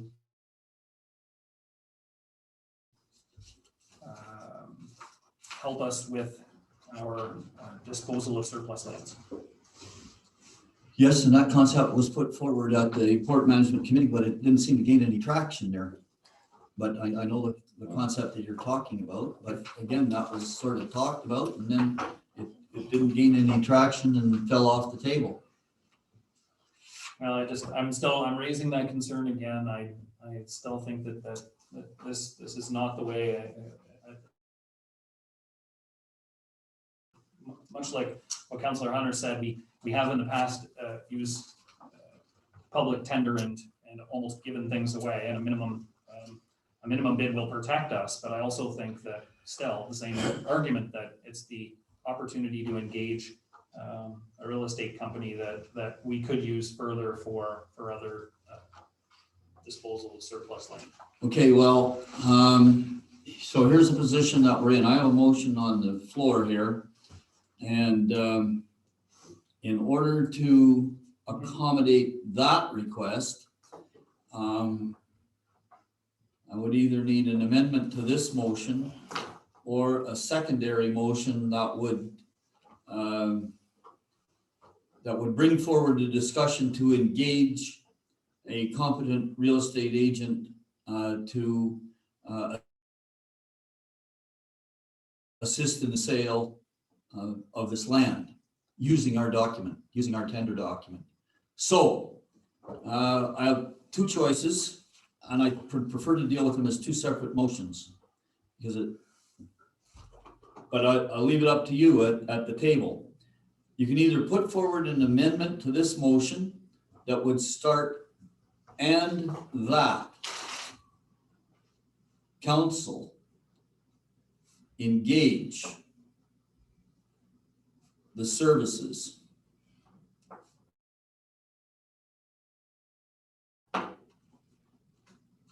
of, now this is where I get into trouble because I don't know how you want to proceed from here. Do you want the name in the amendment? I've already messed up once. I don't want to mess up. Well, that is not confidential information. That didn't come out of the in-camera meeting. That we've discussed that name in public several times in open public meetings. I turned to the clerk to make sure. That name has been used several times in public meetings, so I don't see any problem putting that name in the motion. So the agency would be, if I'm not mistaken, it's Culligan Realty. Yes, but we would use the words Culligan Realty, Alan Earl. Yes. Culligan Realty, Alan Earl, agent.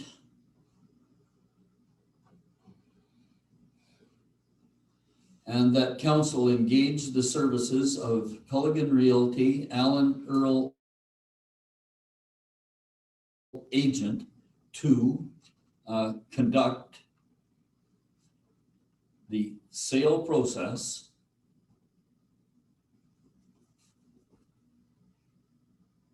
using our tender bid document. And the tender bid document will be the offer that is drawn by our lawyer. All right, now that is the wording that could be used as an amendment. Are you prepared to put that forward as an amendment? Yes. All right, so the deputy mayor puts forward an amendment. Does he have a seconder? I got a question before I second it. This still is basically going to still be a tender process, but it's going to be a closed tender process. It's going to be conducted by the realtor. Yeah. So it's still a tender process. We're not advertising or anything. It's a tender document. And as I believe the discussions with Mr. Earl, and he calls it a blind bid tender process. In other words, you tender blind into the offer. So advertised to everybody. Well marketed, Everybody gets a yeah. chance to bid on it. Yeah, I'd second that motion. all right, you're seconding, so now Deputy Mayor has a seconder for his amendment. Now, does everybody understand the intent of the amendment? Which is to basically to engage the services of Culligan Realty, Al and Earl. That's the intent. All right, so first we vote on the amendment only. So I'm going to call, unless there's further discussion, I'm going to call the question on the amendment, voting on the amendment. Those in favor? Recorded vote, Mr. Mayor. Okay, so now Councillor Dillabaugh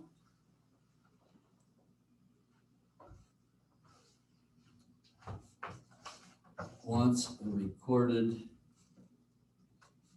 vote on the amendment.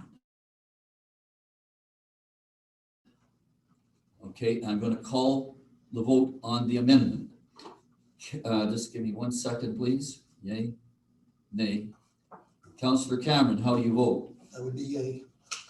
Councillor Dillabaugh, how do you vote? Nay. Councillor Hunter, how do you vote? Yay. Deputy Mayor Deschamps, how do you vote? Yay. And Seo votes. How's Seo gonna vote? Nobody knows. Seo votes yay. All right, so the amendment carries. Now we vote on the motion as amended. And the motion as amended includes the original motion put forward and the amendment. We're voting on both, the package. So I'm going to call the question on the motion as amended. Those in favor, or does anybody want a recorded vote on that one? Before I call the question, nobody's asking for a recorded vote. Okay, calling the question on the motion as amended. Those in favor? Aye. 1, 2, 3, 4. Opposed, if any? 1. Motion is carried. I'm going to mark 1 opposed. And the motion is carried. Okay, all right, that gets that one out of the way. All right, now item number 9. Item number 9 on the agenda is the correspondence. I think, yeah, that's the correspondence. And that is Councillor Cameron.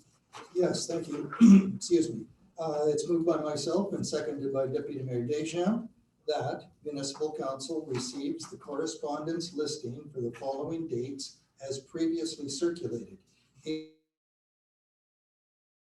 April 29th, 2021, May 6th, 2021, May 13th, 2021, May 20th, 2021. Thank you very much. The motion is on the floor. Discussion, if any? Hearing none. Those in favor? Aye. Motion is carried. Okay, and now we turn our attention to the approval of the municipal disbursement sheets. Deputy Mayor Deschamps. That is me. Moved by myself, seconded by Councillor John Hunter, that municipal council approves payment of municipal invoices circulated and dated as follows. Report dated April 29th, 2021-41, $162,028.02. Report dated April 29th, 2021-42, $136,347.50. Report dated May 13th, 2021-50, $333,350.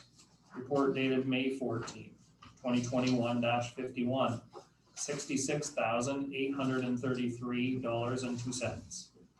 Report dated May 17th, 2021-52, $151,478.29. Report dated May 19th, 2021-54, $132,742.44 for a total of $982,779.27. Thank you very much. The motion is on the floor. Discussion, if any? Councillor Cameron. Yes, I just would like some clarification. on batch number 2021-00041, and it's on page 186. It's a Superior propane check, and I'm just curious as to the addresses that are shown. Could I get an idea of what those addresses are? 5 Henderson Street. Certainly, Mr. Mayor, 5 Henderson Street would be the Spencerville Library. 6055 County Road number 44 would be Fire Station number 1, and 4145 County Road 22 would be the Pittston Public Works Garage. Okay, and just one more, Mr. Mayor, and it's on page 188 on batch number 00042, and it's called Junk Taxi. I'm just curious as to what a junk taxi is. To the CAO or to the Or to treasurer. the treasurer. I'm not sure. It is, with regards to a bylaw complaint cleanup, it's like a disposal service dumpster. Okay, and is this charge going to be charged back? It will go to the property owner, yes. Thank you so much. That's all I have. Mr. Mayor? Okay, so now I haven't, did I call? No, I didn't call a question on the motion yet. Okay, so calling the question on the motion to approve the disbursement sheets. Oh, sorry, go ahead. I have a question on the same batch. Page? What's on page 215 of 255 on the electronic version. 215? I don't go to 215. Batch number 202142. Must be page 3 of that batch. No, just a minute now. Page. What's the batch number? 188. Sorry, Mr. Batch number 42. 0042. Okay, so just a minute now. Do you know where he is, Mr. CEO? Yeah, I believe he's on page 189, page 3 of that batch. Page 189. Okay. 189. And what's who's the payee? Rush Truck Center. Rush Truck Centers of Canada? Yeah. Okay, and the invoice number? Well, there's 5 of them. Yes. There. My question is, this T28, that's one of the new trucks we bought last year, isn't it? Through the mayor, that is correct.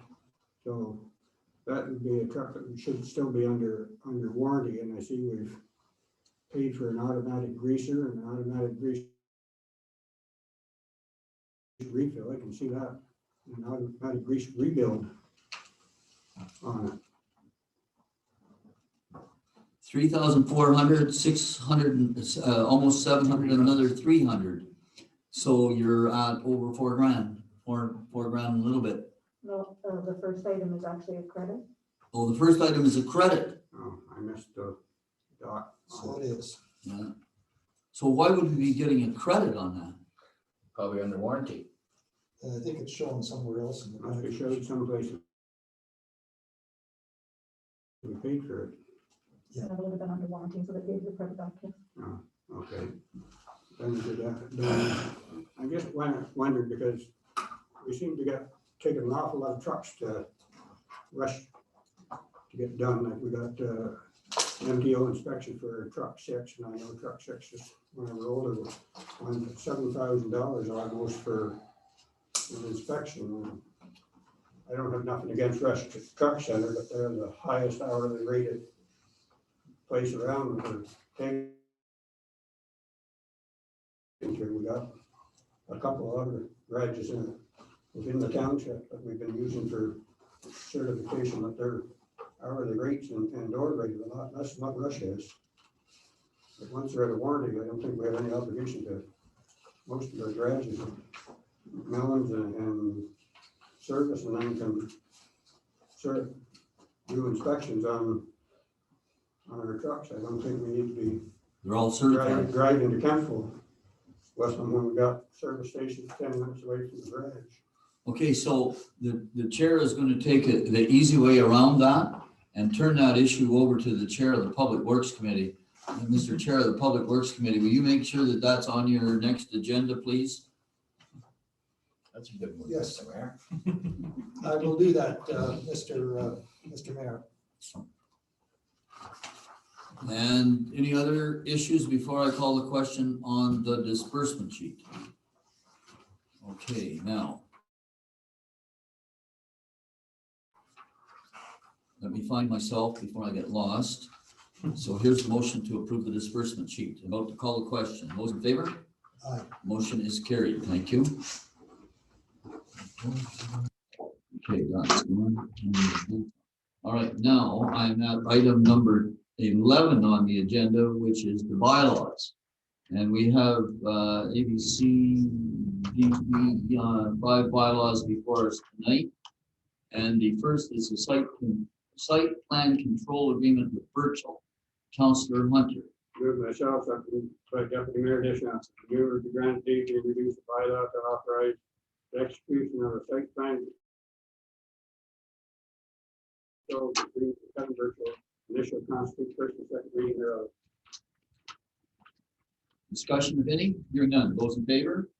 And I have unanimous approval on first reading. It can proceed to third reading. Move myself, seconded by Deputy Mayor Deschamps, that a bylaw to authorize the execution of a site plan control agreement with Kevin Birchall. Now read a third time, finally passed, signed, sealed, numbered 2021-26. And third reading. Those in favor? Aye. Motion is carried. And so I'm turning to 11B, which is to amend the Public Library Board appointment bylaw. Councillor Cameron, I know you wanted to speak to that motion. Yes, I'll read the motion first, Mr. Mayor, and then speak to it before we go any further. It's moved by myself and seconded by Deputy Mayor Deschamps that the mover be granted leave to introduce a bylaw to amend bylaw 2018-78 to appoint members of the Edwardsburg Cardinal Public Library Board. And this shall constitute first and second reading thereof. And the purpose of this bylaw? Yes, there's a young lad, a student of University of Toronto. He's in his first year of political science and law at University of Toronto. He is a Spencerville native, and his name is Max Lissette. Now he's been attending by Zoom or remote to the library board meetings now for the last 2 or 3 months, meetings. And he's most interested in as I say, political science and anything that's governance. So he joined the meetings via remote, and then he applied to be put on the board, which I see this is what the amendment is over here. Also, I'd like to add that being his first year in university and being a year from wherever, heck, with COVID and so on, and a lot of remote classes, the young lad made the dean's list, which I think is an extremely good resume for him. So with that, Mr. Mayor, that is the reason why this is being done, and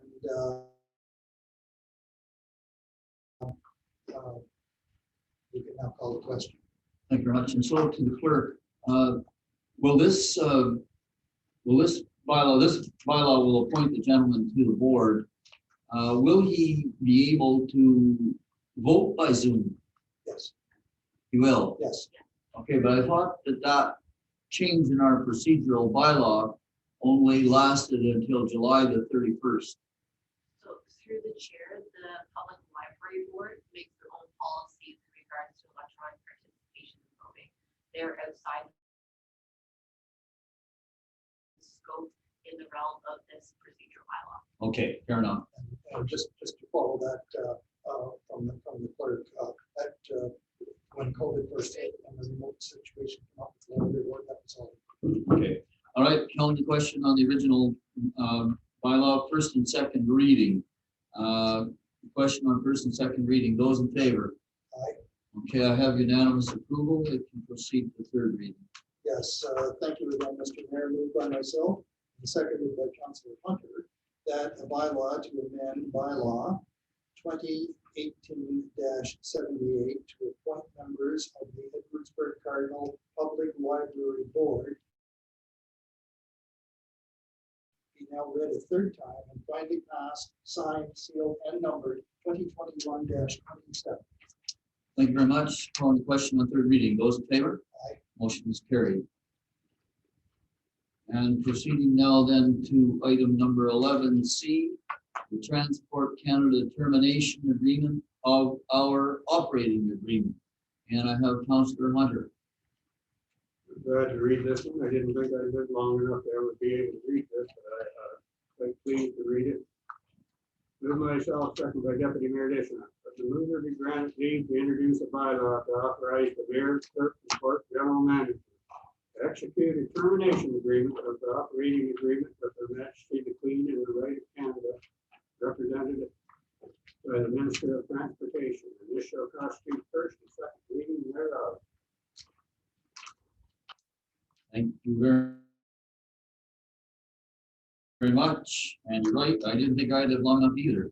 Calling the question on first and second reading, those in favor?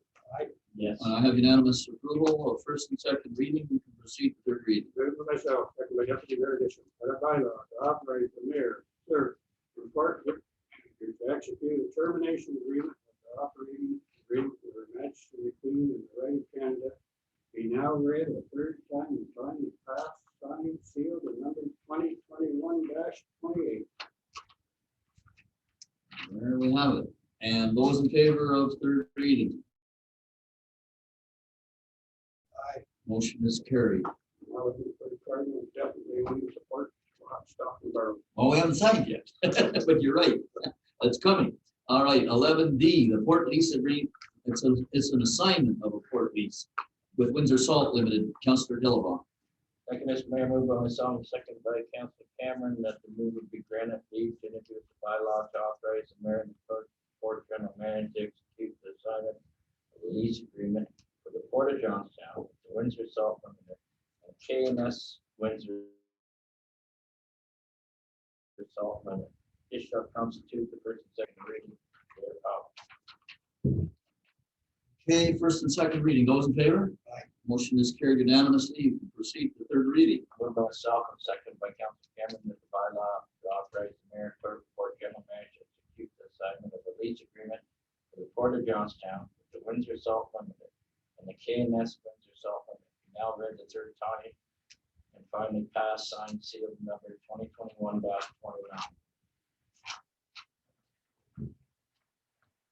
And third reading. Those in favor? Aye. Motion is carried. And now to item number 11C. We're going to appoint a deputy clerk. She's here with us tonight. Close your ears, ma'am. We have no idea how this will go.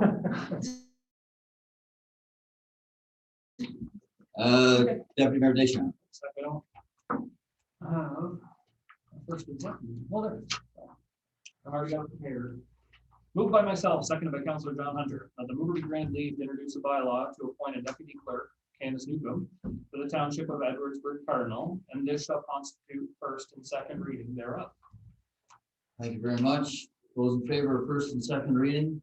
Aye. Motion is carried unanimously. Please proceed to third reading. Moved by myself, seconded by Councillor John Hunter, that a bylaw to appoint deputy clerk, Candace Newcomb, for the township of Edwardsburg Cardinal be now read a third time and finally passed, signed, sealed, and numbered 2021-30. Thank you very much. Those in favor of third reading? Aye. Motion is carried, and you are now Ms. Newcomb, the deputy clerk of the township of Edwardsburg Cardinal. Okay, and so now I'm on to item number 12 on the agenda, which is the CAO's administrative update. I'm going to get Councillor Cameron to put the motion on the floor, and the CAO will review his his administrative report. Councillor Cameron. I will. Thank you, Mr. Mayor. Moved by myself and seconded by Councilor Hunter that the municipal council receives the CAO's administrative report as presented. Thank you very much. And now to the CAO. If you'd like to outline your report, we'll have questions later. Thank you, Mr. Mayor. Just on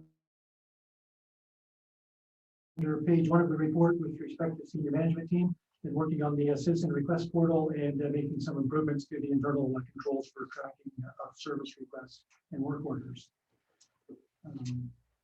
With respect to committee of adjustment, there is a meeting scheduled for June 9th at 4 p.m. For a minor variance at the corner of McNeely Road and County Road 44. Zoning bylaw, we anticipate to have the draft available and up on our website the week later this week. New website, we had the soft launch and we're working through some issues with Moneris regarding online payments. And once we get that resolved, we look forward to doing some additional advertising on the new website. We've heard several early positive comments with respect to the new website. As we ran into a few issues with internet tonight, we are working on some options on improving the internet speed and connectivity, and we will be bringing the report forward at the June Public Works Environmental Services and Facilities meeting. With respect to the commuter transit pilot project, we should have a draft operating agreement between municipalities coming forward at the June 14th admin finance meeting.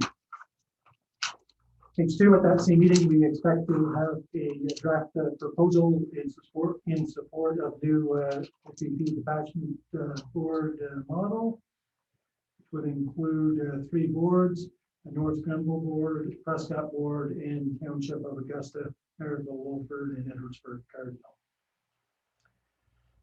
With respect to building, the department has received 83 applications to date, and just want us to kind of reference that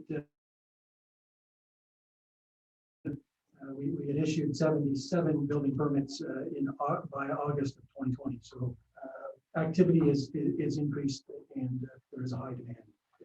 With respect to Treasury, the Treasurer has completed and submitted the FIR in advance of the May 31st timeline. So great news.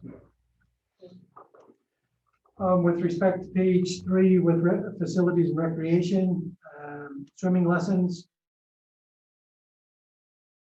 So an instructor has been secured for the last 2 weeks of June to certify our current lifeguards through the Royal Life Saving Society and the NLS lifeguard requirements.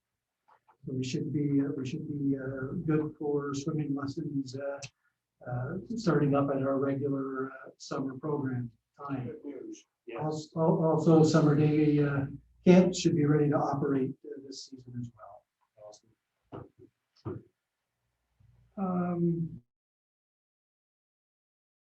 With respect to the Public Works Hot Mix project, the contractor is scheduled to begin work by the end of June. Brush and leaf pickup was completed on May 4th and May 18th in Cardinal, and May 6th and May 20th in Spencerville, Johnstown, and New Rexford. Just a note, roadside spraying program will actually start it today and will be completed within the month. I'm not sure on the exact dates that they'll be in Edwardsburg Cardinal. Page 4, we've had Dundee Marine in to complete the outfall and intake inspections at the water treatment plant, the raw water pumping station, and the wastewater treatment plant. The DWQMS surveillance audits successfully completed.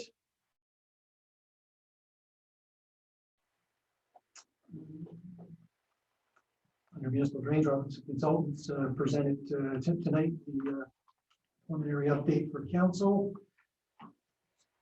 With respect to the fire department, on page 5 of 5, that they had a group complete the live fire training evolutions over the weekend at the Lyndhurst Training Facility, and the exam and skill testing will hopefully be completed on May 29th.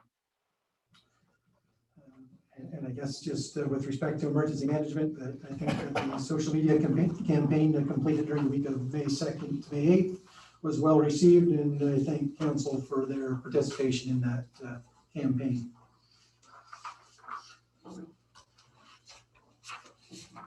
So I'll turn it over to the mayor. If there are any questions, I'll certainly attempt to answer. Okay, we'll open the floor for questions, starting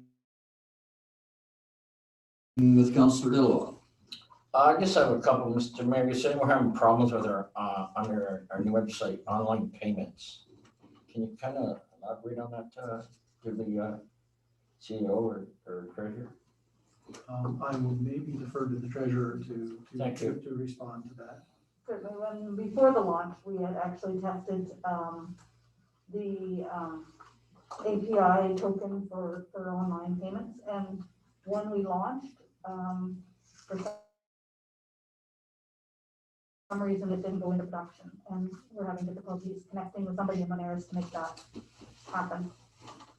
So staff has been really good at front desk to offer, they're getting a lot of calls, and we're coming up with methods, other payment methods in order to keep the business rolling.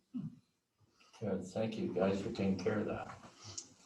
And this in the fire department about the generator, WCAO. Could you help me out on that one?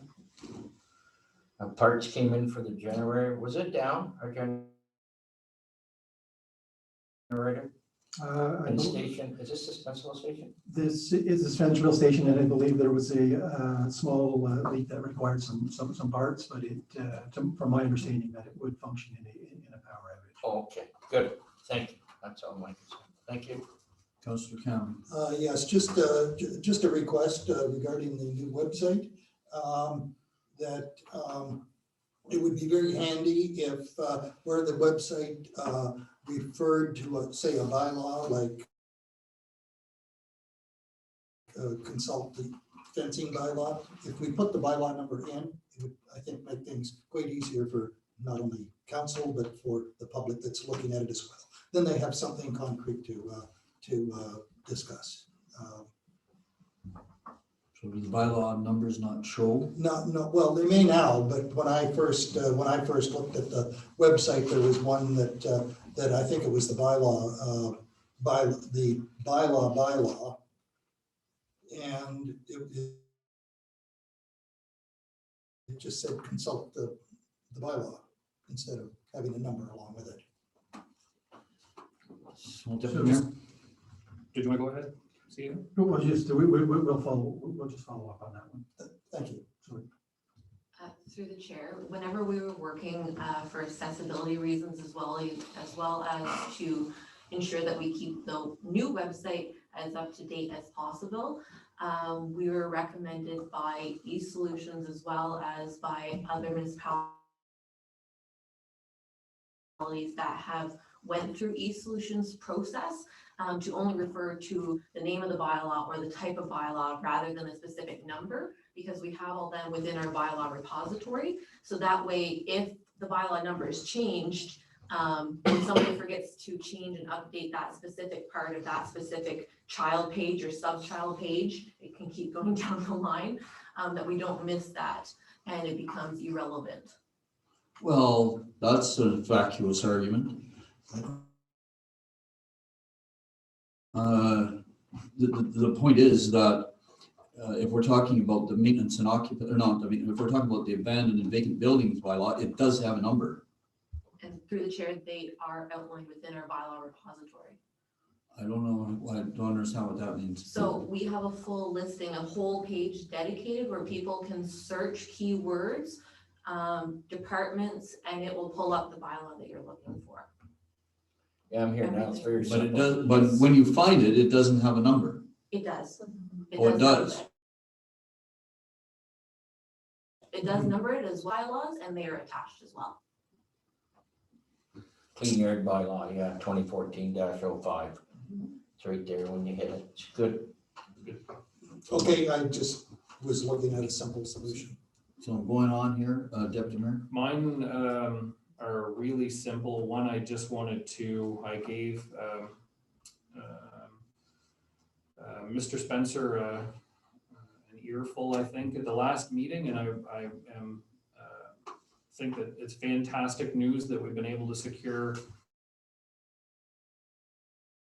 someone to make sure that swimming lessons are going. You made my day when I read that in the CAO's report. So thanks for getting someone to do that, Mike. I appreciate it. The other note that I have is under pandemic, and I just think it's so cool that our fire department has now using the N95 masks made right here in Brockville. And on top of how great that is, that they're receiving them free for 1 year. I just think it's worth note that, you know, out of all of this pandemic, that, you know, now we have an addition to 3M producing PPE for our firemen right here in Edwardsburg Cardinal. It's great. Councillor Hunter? I guess to carry on with our luck at being able to offer swimming lessons, I assume now our two businesses will be contributing to it. We're going to be able to offer them. And I just wondering, I brought it up at our last meeting about if we could get somebody to do this. Have we offered to pay for the swimming, for the lessons for these ones to get upgraded with them signing an agreement to work with us? For the training? Through the mayor, I'll have the manager of Parks, Recreation and Facilities answer that. Thank you, through the chair to Councillor Hunter. Basically, what will happen is the individuals will pay a small fee to register, and we will pay the instructor fee. And then what would happen is at the end of the summer, provided the student stays with us and does the job of instructor, they would get their money back. No. So I missed half of that. We missed most of it, Mike. Okay, I will repeat that. So basically, any fee that we are going to charge our lifeguards or our instructors to take any courses, provided they stay with us for the summer, they'll get that money reimbursed to them at the end of the summer. So they'll have to pay it up front, and then that. But that's not the way we discussed it at the meeting. The way we discussed it at the meeting was that we would upfront those costs. The kids would not be out of pocket. That's the way we discussed it at the meeting. What if we upfront the cost and they decide not to work for us and then they go somewhere else and work for more money? Yes, but we did not discuss that at the meeting. What we discussed at the meeting was that we would upfront the cost to make sure that the course took place. And we are doing that by having the instructor in. So what kind of money are the kids going to be putting up? It would all depend on whether or not they needed both certifications. Okay, so you need two. How much? If they need two, it'd be between $200 and $300. So we should pick that up. We want to do that before. And if you have 150, It was mentioned the other way too. I mean, I have no problem going either way, to be honest with you. I just thought this was a way of, because there are other people that are looking for lifeguards. There are other municipalities that are in just the same predicament that we are in, that we don't have enough lifeguards. And South Dundas is looking for 5, North Grenville is looking for 6. So if they end up paying more money, we have a bylaw that currently says how much we can pay our lifeguards. So if they are able to go somewhere else for $2 more an hour, they're going to get the courses through us and then they're going to go work for someone else.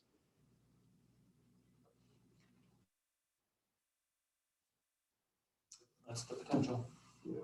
Well, It's protective. I guess it was mentioned, I think Mike mentioned it, or I mentioned that we paid up front, so they didn't have to pay it and then sign an agreement. Did we If we paid stick it, they around? had to stay with us, but I guess he's got a point, how do we enforce the agreement if they decide to leave, so. hold back their check, hold back their last, can't hold back. I still like to pay them and show them that we, that we want their services. Yeah. In my opinion, we are showing them that we are. Oh, man, this is, now this.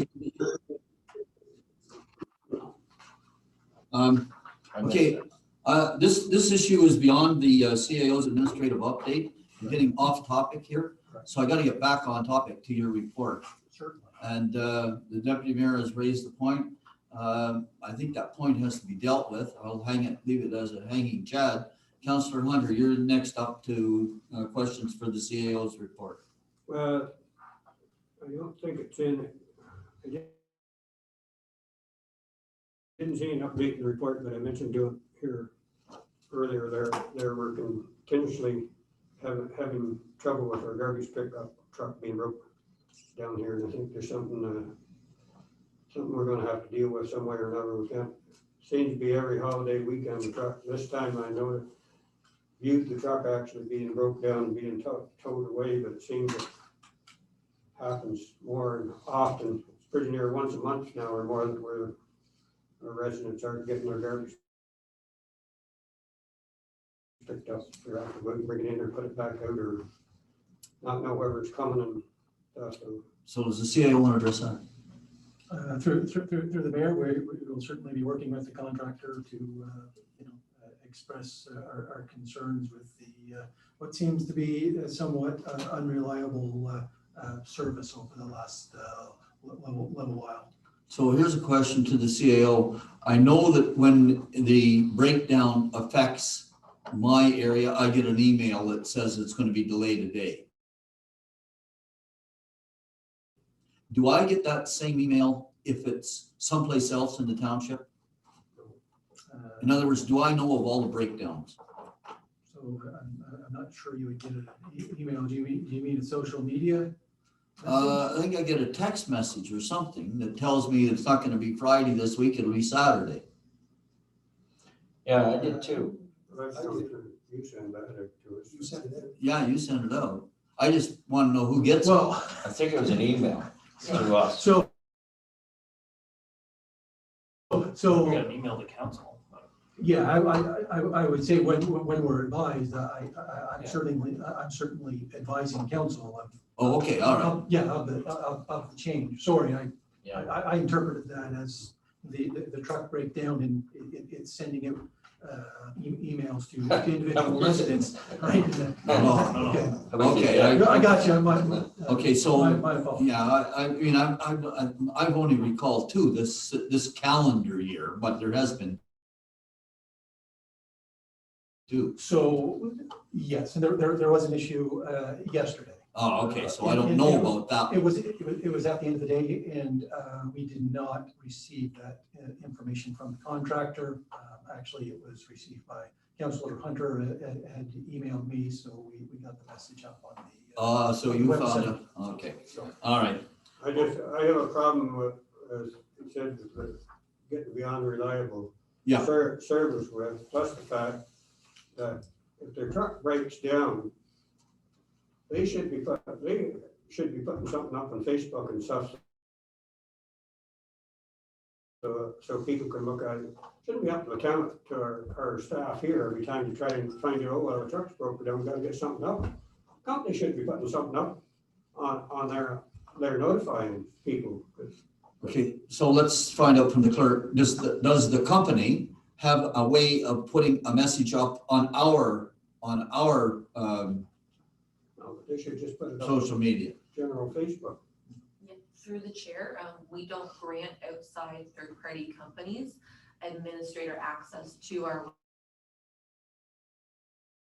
website or social media accounts. However, they could communicate it to the township staff where we would relay it on our social media and share the information.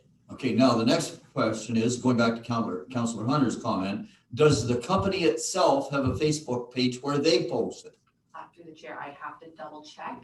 It's our community development coordinator that manages most of the posts on our social media.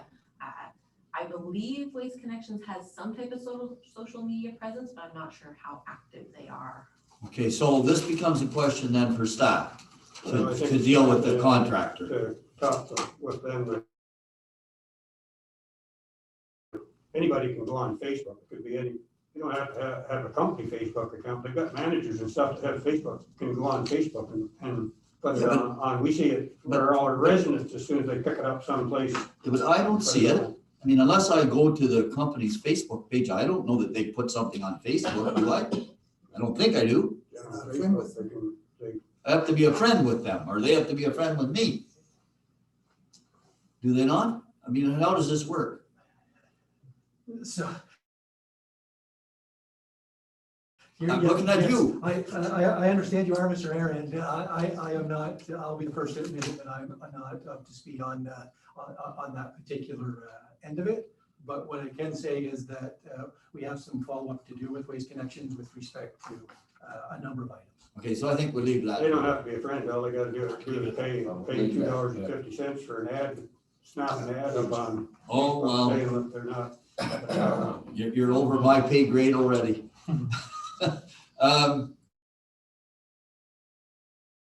Okay, so now where am I here? I'm at the point of, I have the motion in front of me, moved by Councillor Cameron and seconded by Councillor Hunter, that Municipal Council receives the CAO administrative report as presented. Are there any further questions of the CAO? Hearing none, I'm about to call the question. Those in favor? Aye. Motion is carried. Thank you.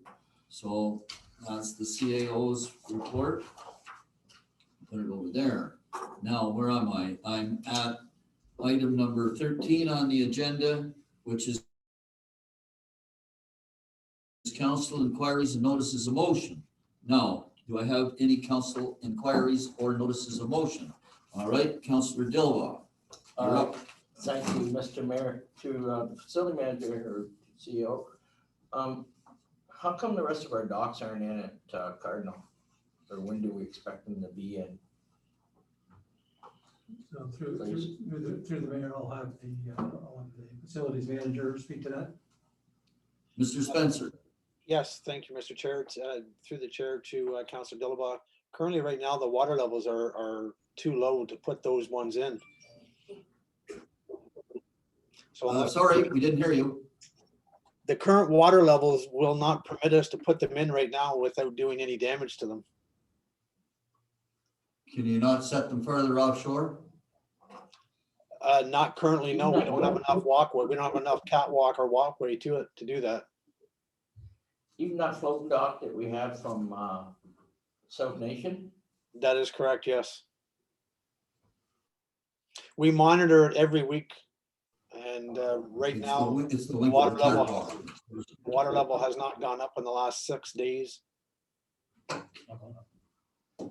No, it hasn't. I was down Saturday. Okay, any other council inquiries or notices of motion, Deputy Mayor? I do, and I missed this earlier under the minutes. I wanted to ask a question then, but I'll ask it now under inquiries. And at the Committee of the Whole, Admin and Finance, item number 9, the mayor's report, the mayor indicated that we were trying to get some vaccination clinics held in Edwardsburg Cardinal. Possibly, I think the mayor said in Gredion or Greenfield or something like that. But to take that one step further, I was hoping that as a township, maybe definitely being a rural underserviced community, that somehow the health unit would consider setting up a vaccination clinic, be it in Gredion Center, at the Sierra Hall or at the Spencerville Arena. It's been clearly stated in the reopening plan that stage 1 will begin when 60% have their first shot, and stage 2 will not begin until 70% have their first shot and 20% have their second shot. So underserviced communities where there's a hesitancy for vaccines, we haven't been able to support our businesses in a lot of ways. And it seems to me that by hosting a clinic and getting more shots in arms of our residents and getting it so they don't have to travel to Brockville or somewhere else to get a shot, we'll be supporting, sort of a roundabout way of supporting our businesses getting reopened sooner, because businesses can't reopen until we get to that 70-20 level. So my hope is that somewhere, somehow, some way, we as a township can get working quickly with the health unit and form some kind of an arrangement at one of our centers. Okay, so the health unit put on community clinics in Westport, organized basically by the mayor of Westport and about 15 to 20 volunteers. Then they put on a clinic in Elgin, basically organized by the mayor of Elgin, Rideau Lakes, along with 15 to 20 volunteers to do the work, because all the health unit does is come and jab the arms.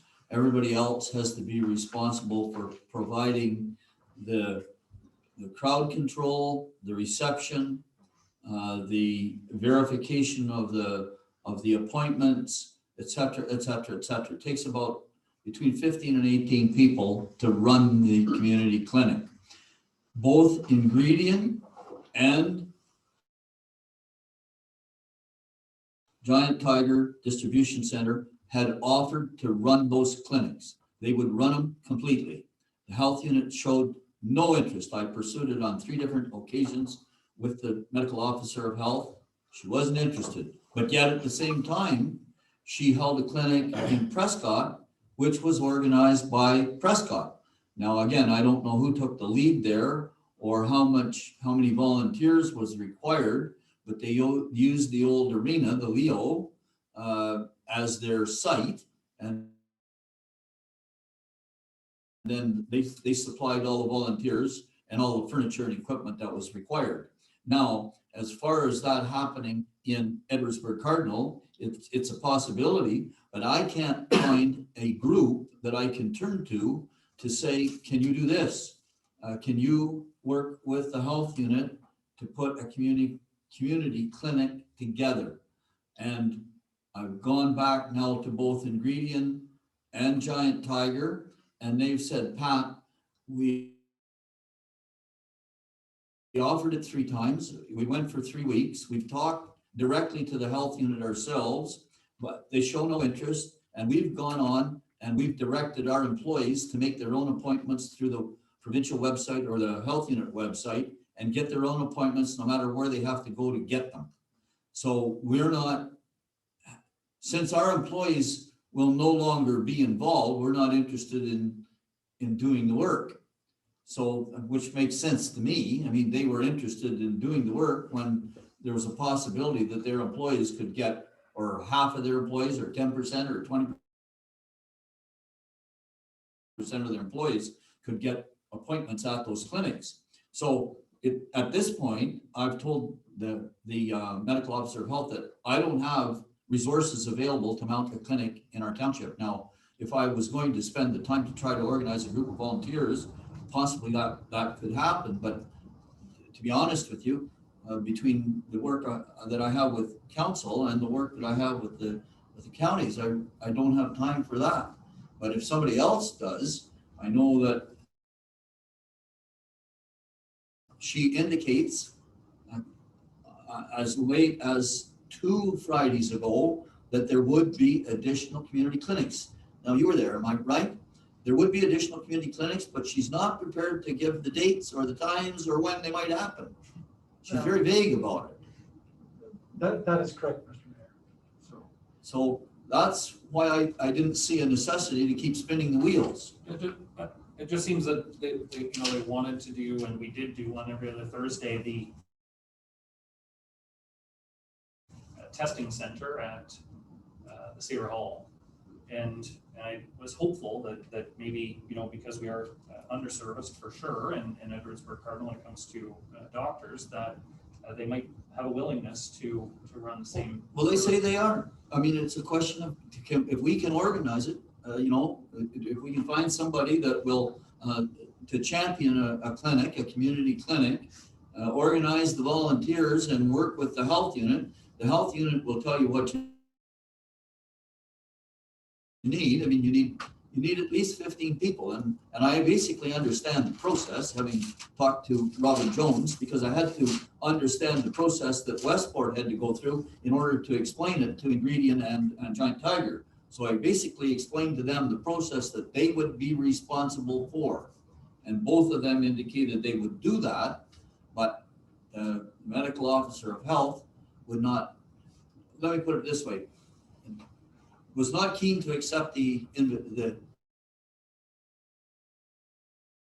offer. I think that's a fair way of putting it.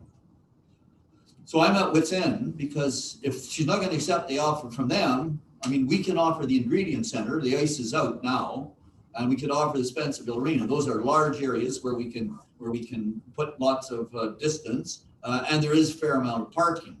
So we do have locations, but we don't have the, and I don't think, and now Mr. CAO, I don't want to speak for your staff, but I didn't feel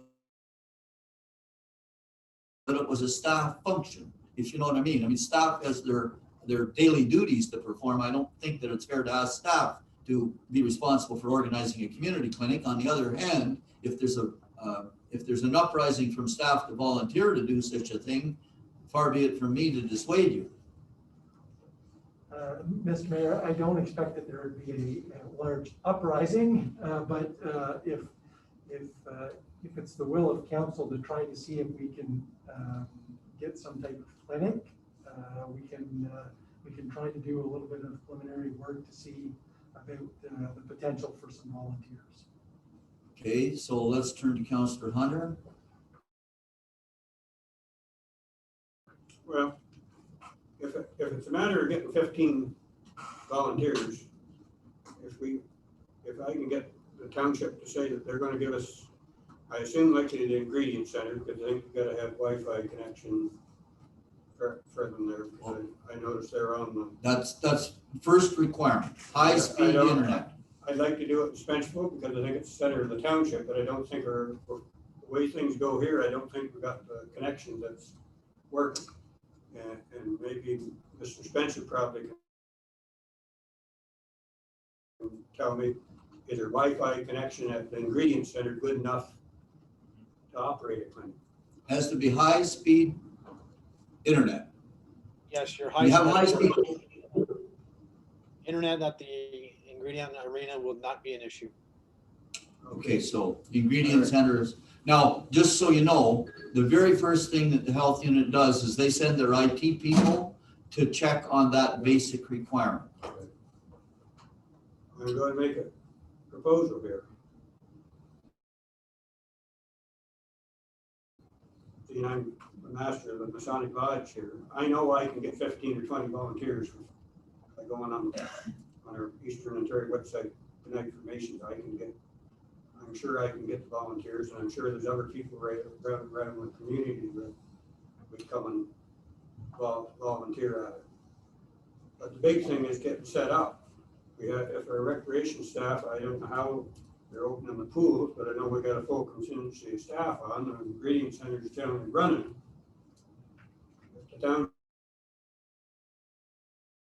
if we could fund the cost of getting the chairs set up and the tables set up the way they do it, as far as the volunteers, I'll take on, they tell me how many people I need, what to do, I'll take that responsibility on the lodge. We'll get the volunteers. Okay, so you'll be the point man. So I'll turn to the CAO, and I don't know whether you're prepared to answer Councillor Hunter's request right now, but would the township staff be prepared to provide the furniture, equipment, and the setup?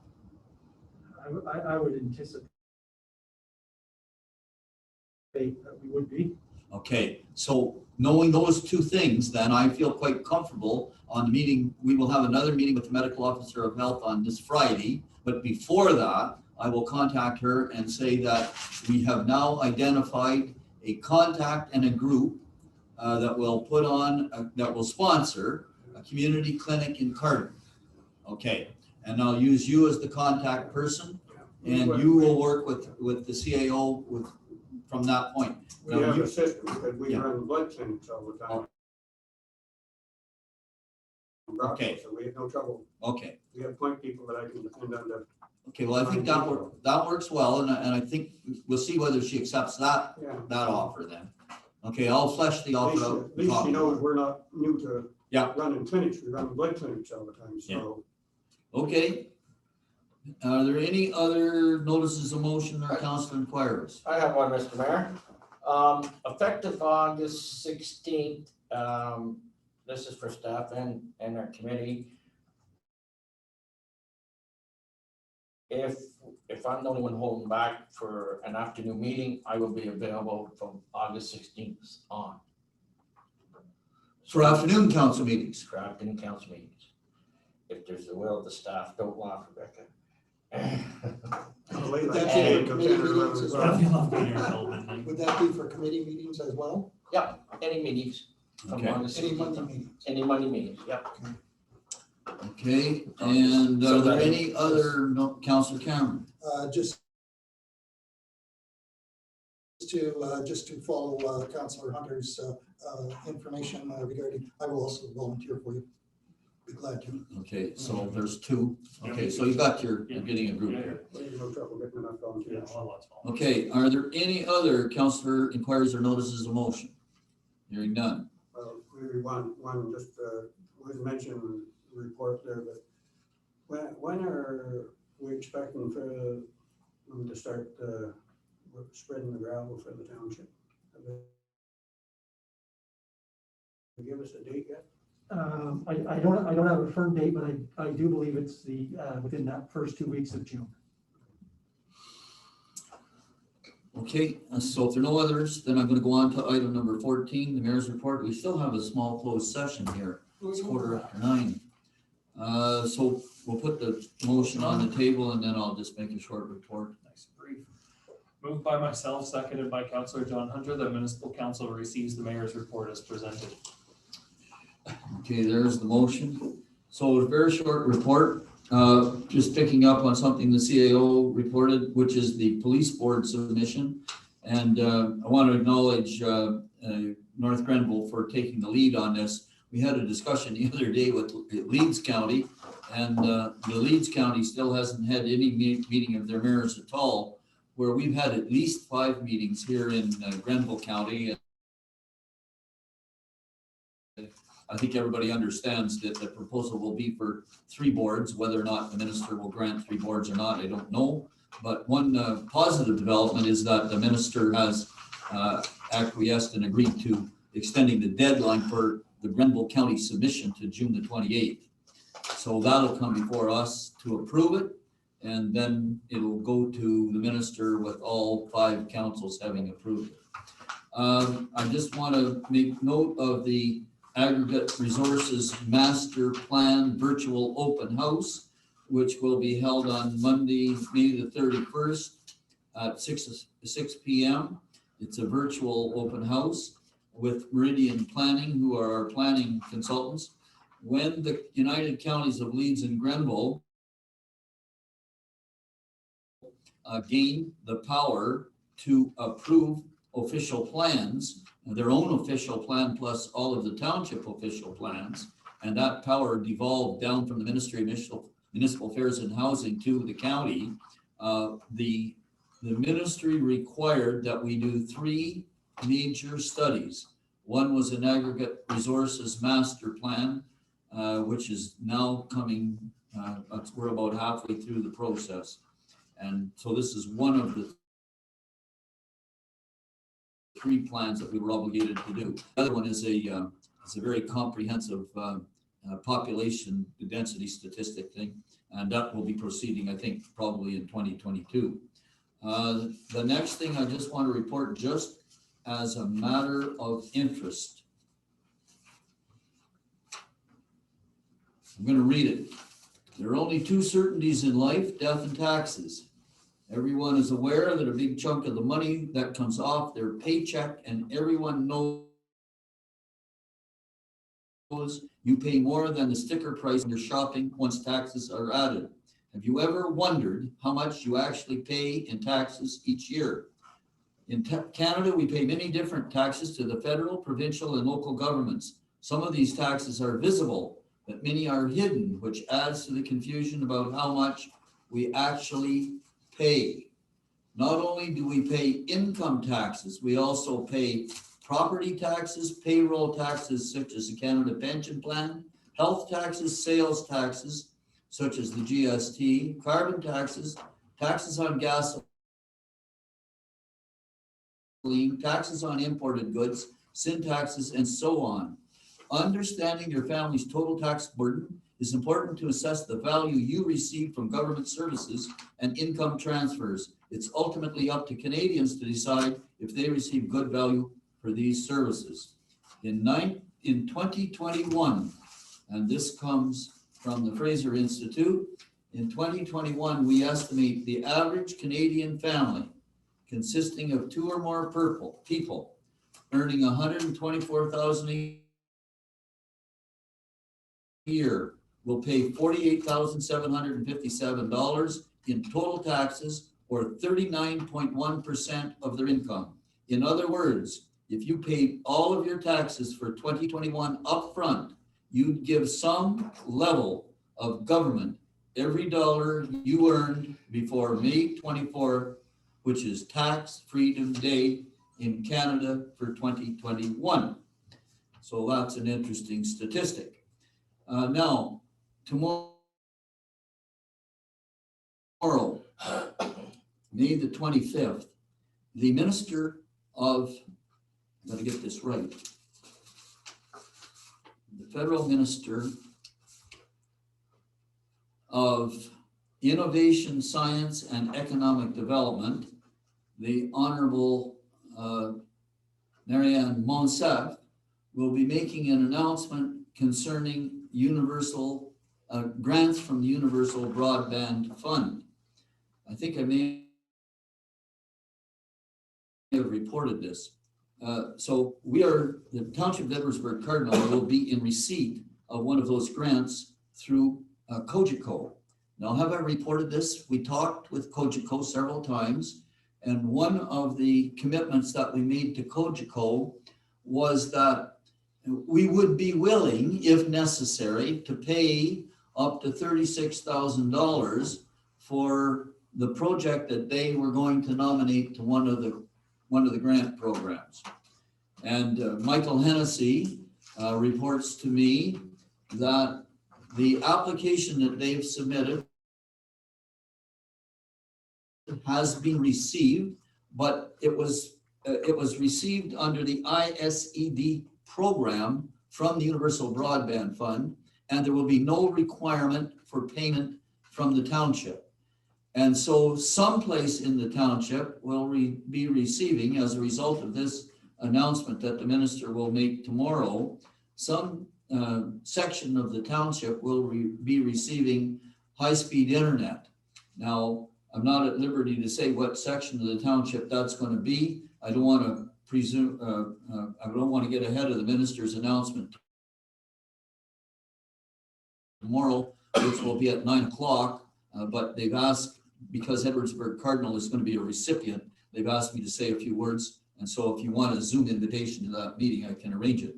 And the last thing I want to report is that I've been working with one of our major employers on an announcement for a major capital project at their facility. Our staff has been working with the same employers to arrange site plan amendment agreements.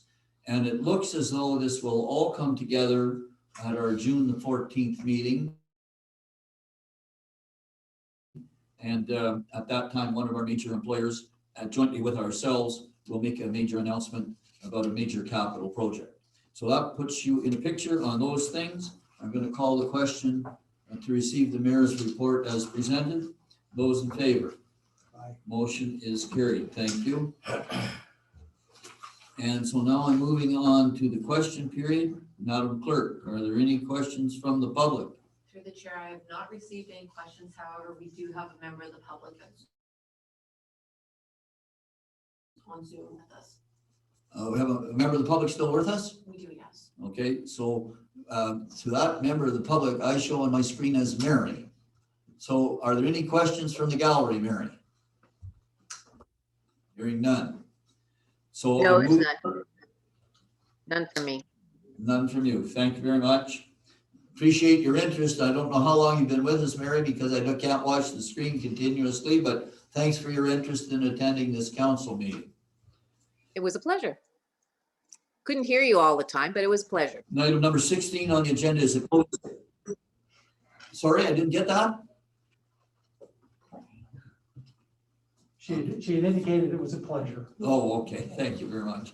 Okay, so I'm at item number 16 on the agenda, which is the motion to go into a closed session. Councillor Hunter, you have the motion. Move myself, second by Deputy Mayor Bishop, that municipal council proceed into closed session at 9:25 PM in order to address a matter pertaining to section 239(2)B, personal matters about an identified individual, including municipal or local board employees,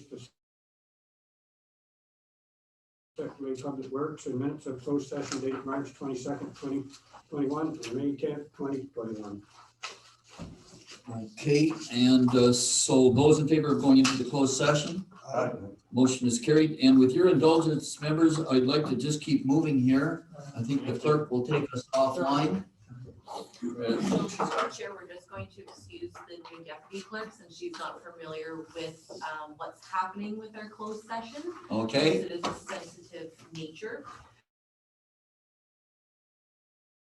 And she'll get fully apprised of it in future meetings. okay, fair I'll enough. take it easier on her tonight since it's Well- 9:30. You just want to let her go home early. I've got it here.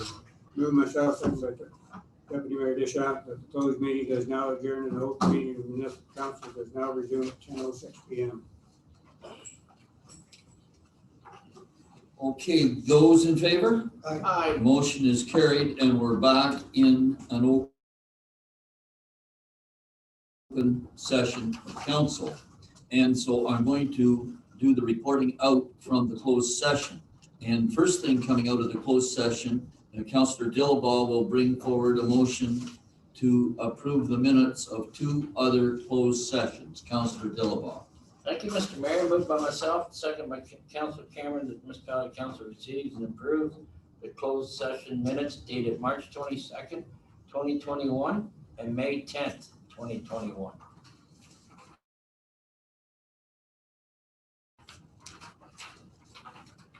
Thank you very much. Those in favor? Aye. Those minutes are then carried. Now, reporting further from the closed session. So council met in closed session and received a report from the CAO specifically related to Public Works Department and provided no direction, but received good information. And now, that ends the report out from the closed session. And I have the confirmatory bylaw, and the confirmatory bylaw is going to come forward from Councillor Cameron. That is correct. Thank you, Mr. Mayor. Moved by myself and seconded by Councillor Hunter that a bylaw to adopt, confirm, and ratify matters dealt with by resolution be now passed, signed, sealed, and numbered 2021-31. The motion is on the floor. Those in favor? Aye. Motion is carried. And now I'm looking for the motion to adjourn. Deputy Mayor That's Bishop. me. Moved by myself, seconded by Councillor John Hunter, that municipal council now does adjourn at 10:10 PM.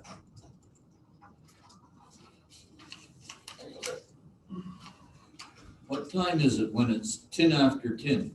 It's 10 after 10. Ford after Ford, I heard. 15 minutes from a shot of rye. I think I have a glass of wine at home with my name on it. Good hope. Call the question, please. Did it not vote on it? No. Those in favor? I'm already carried.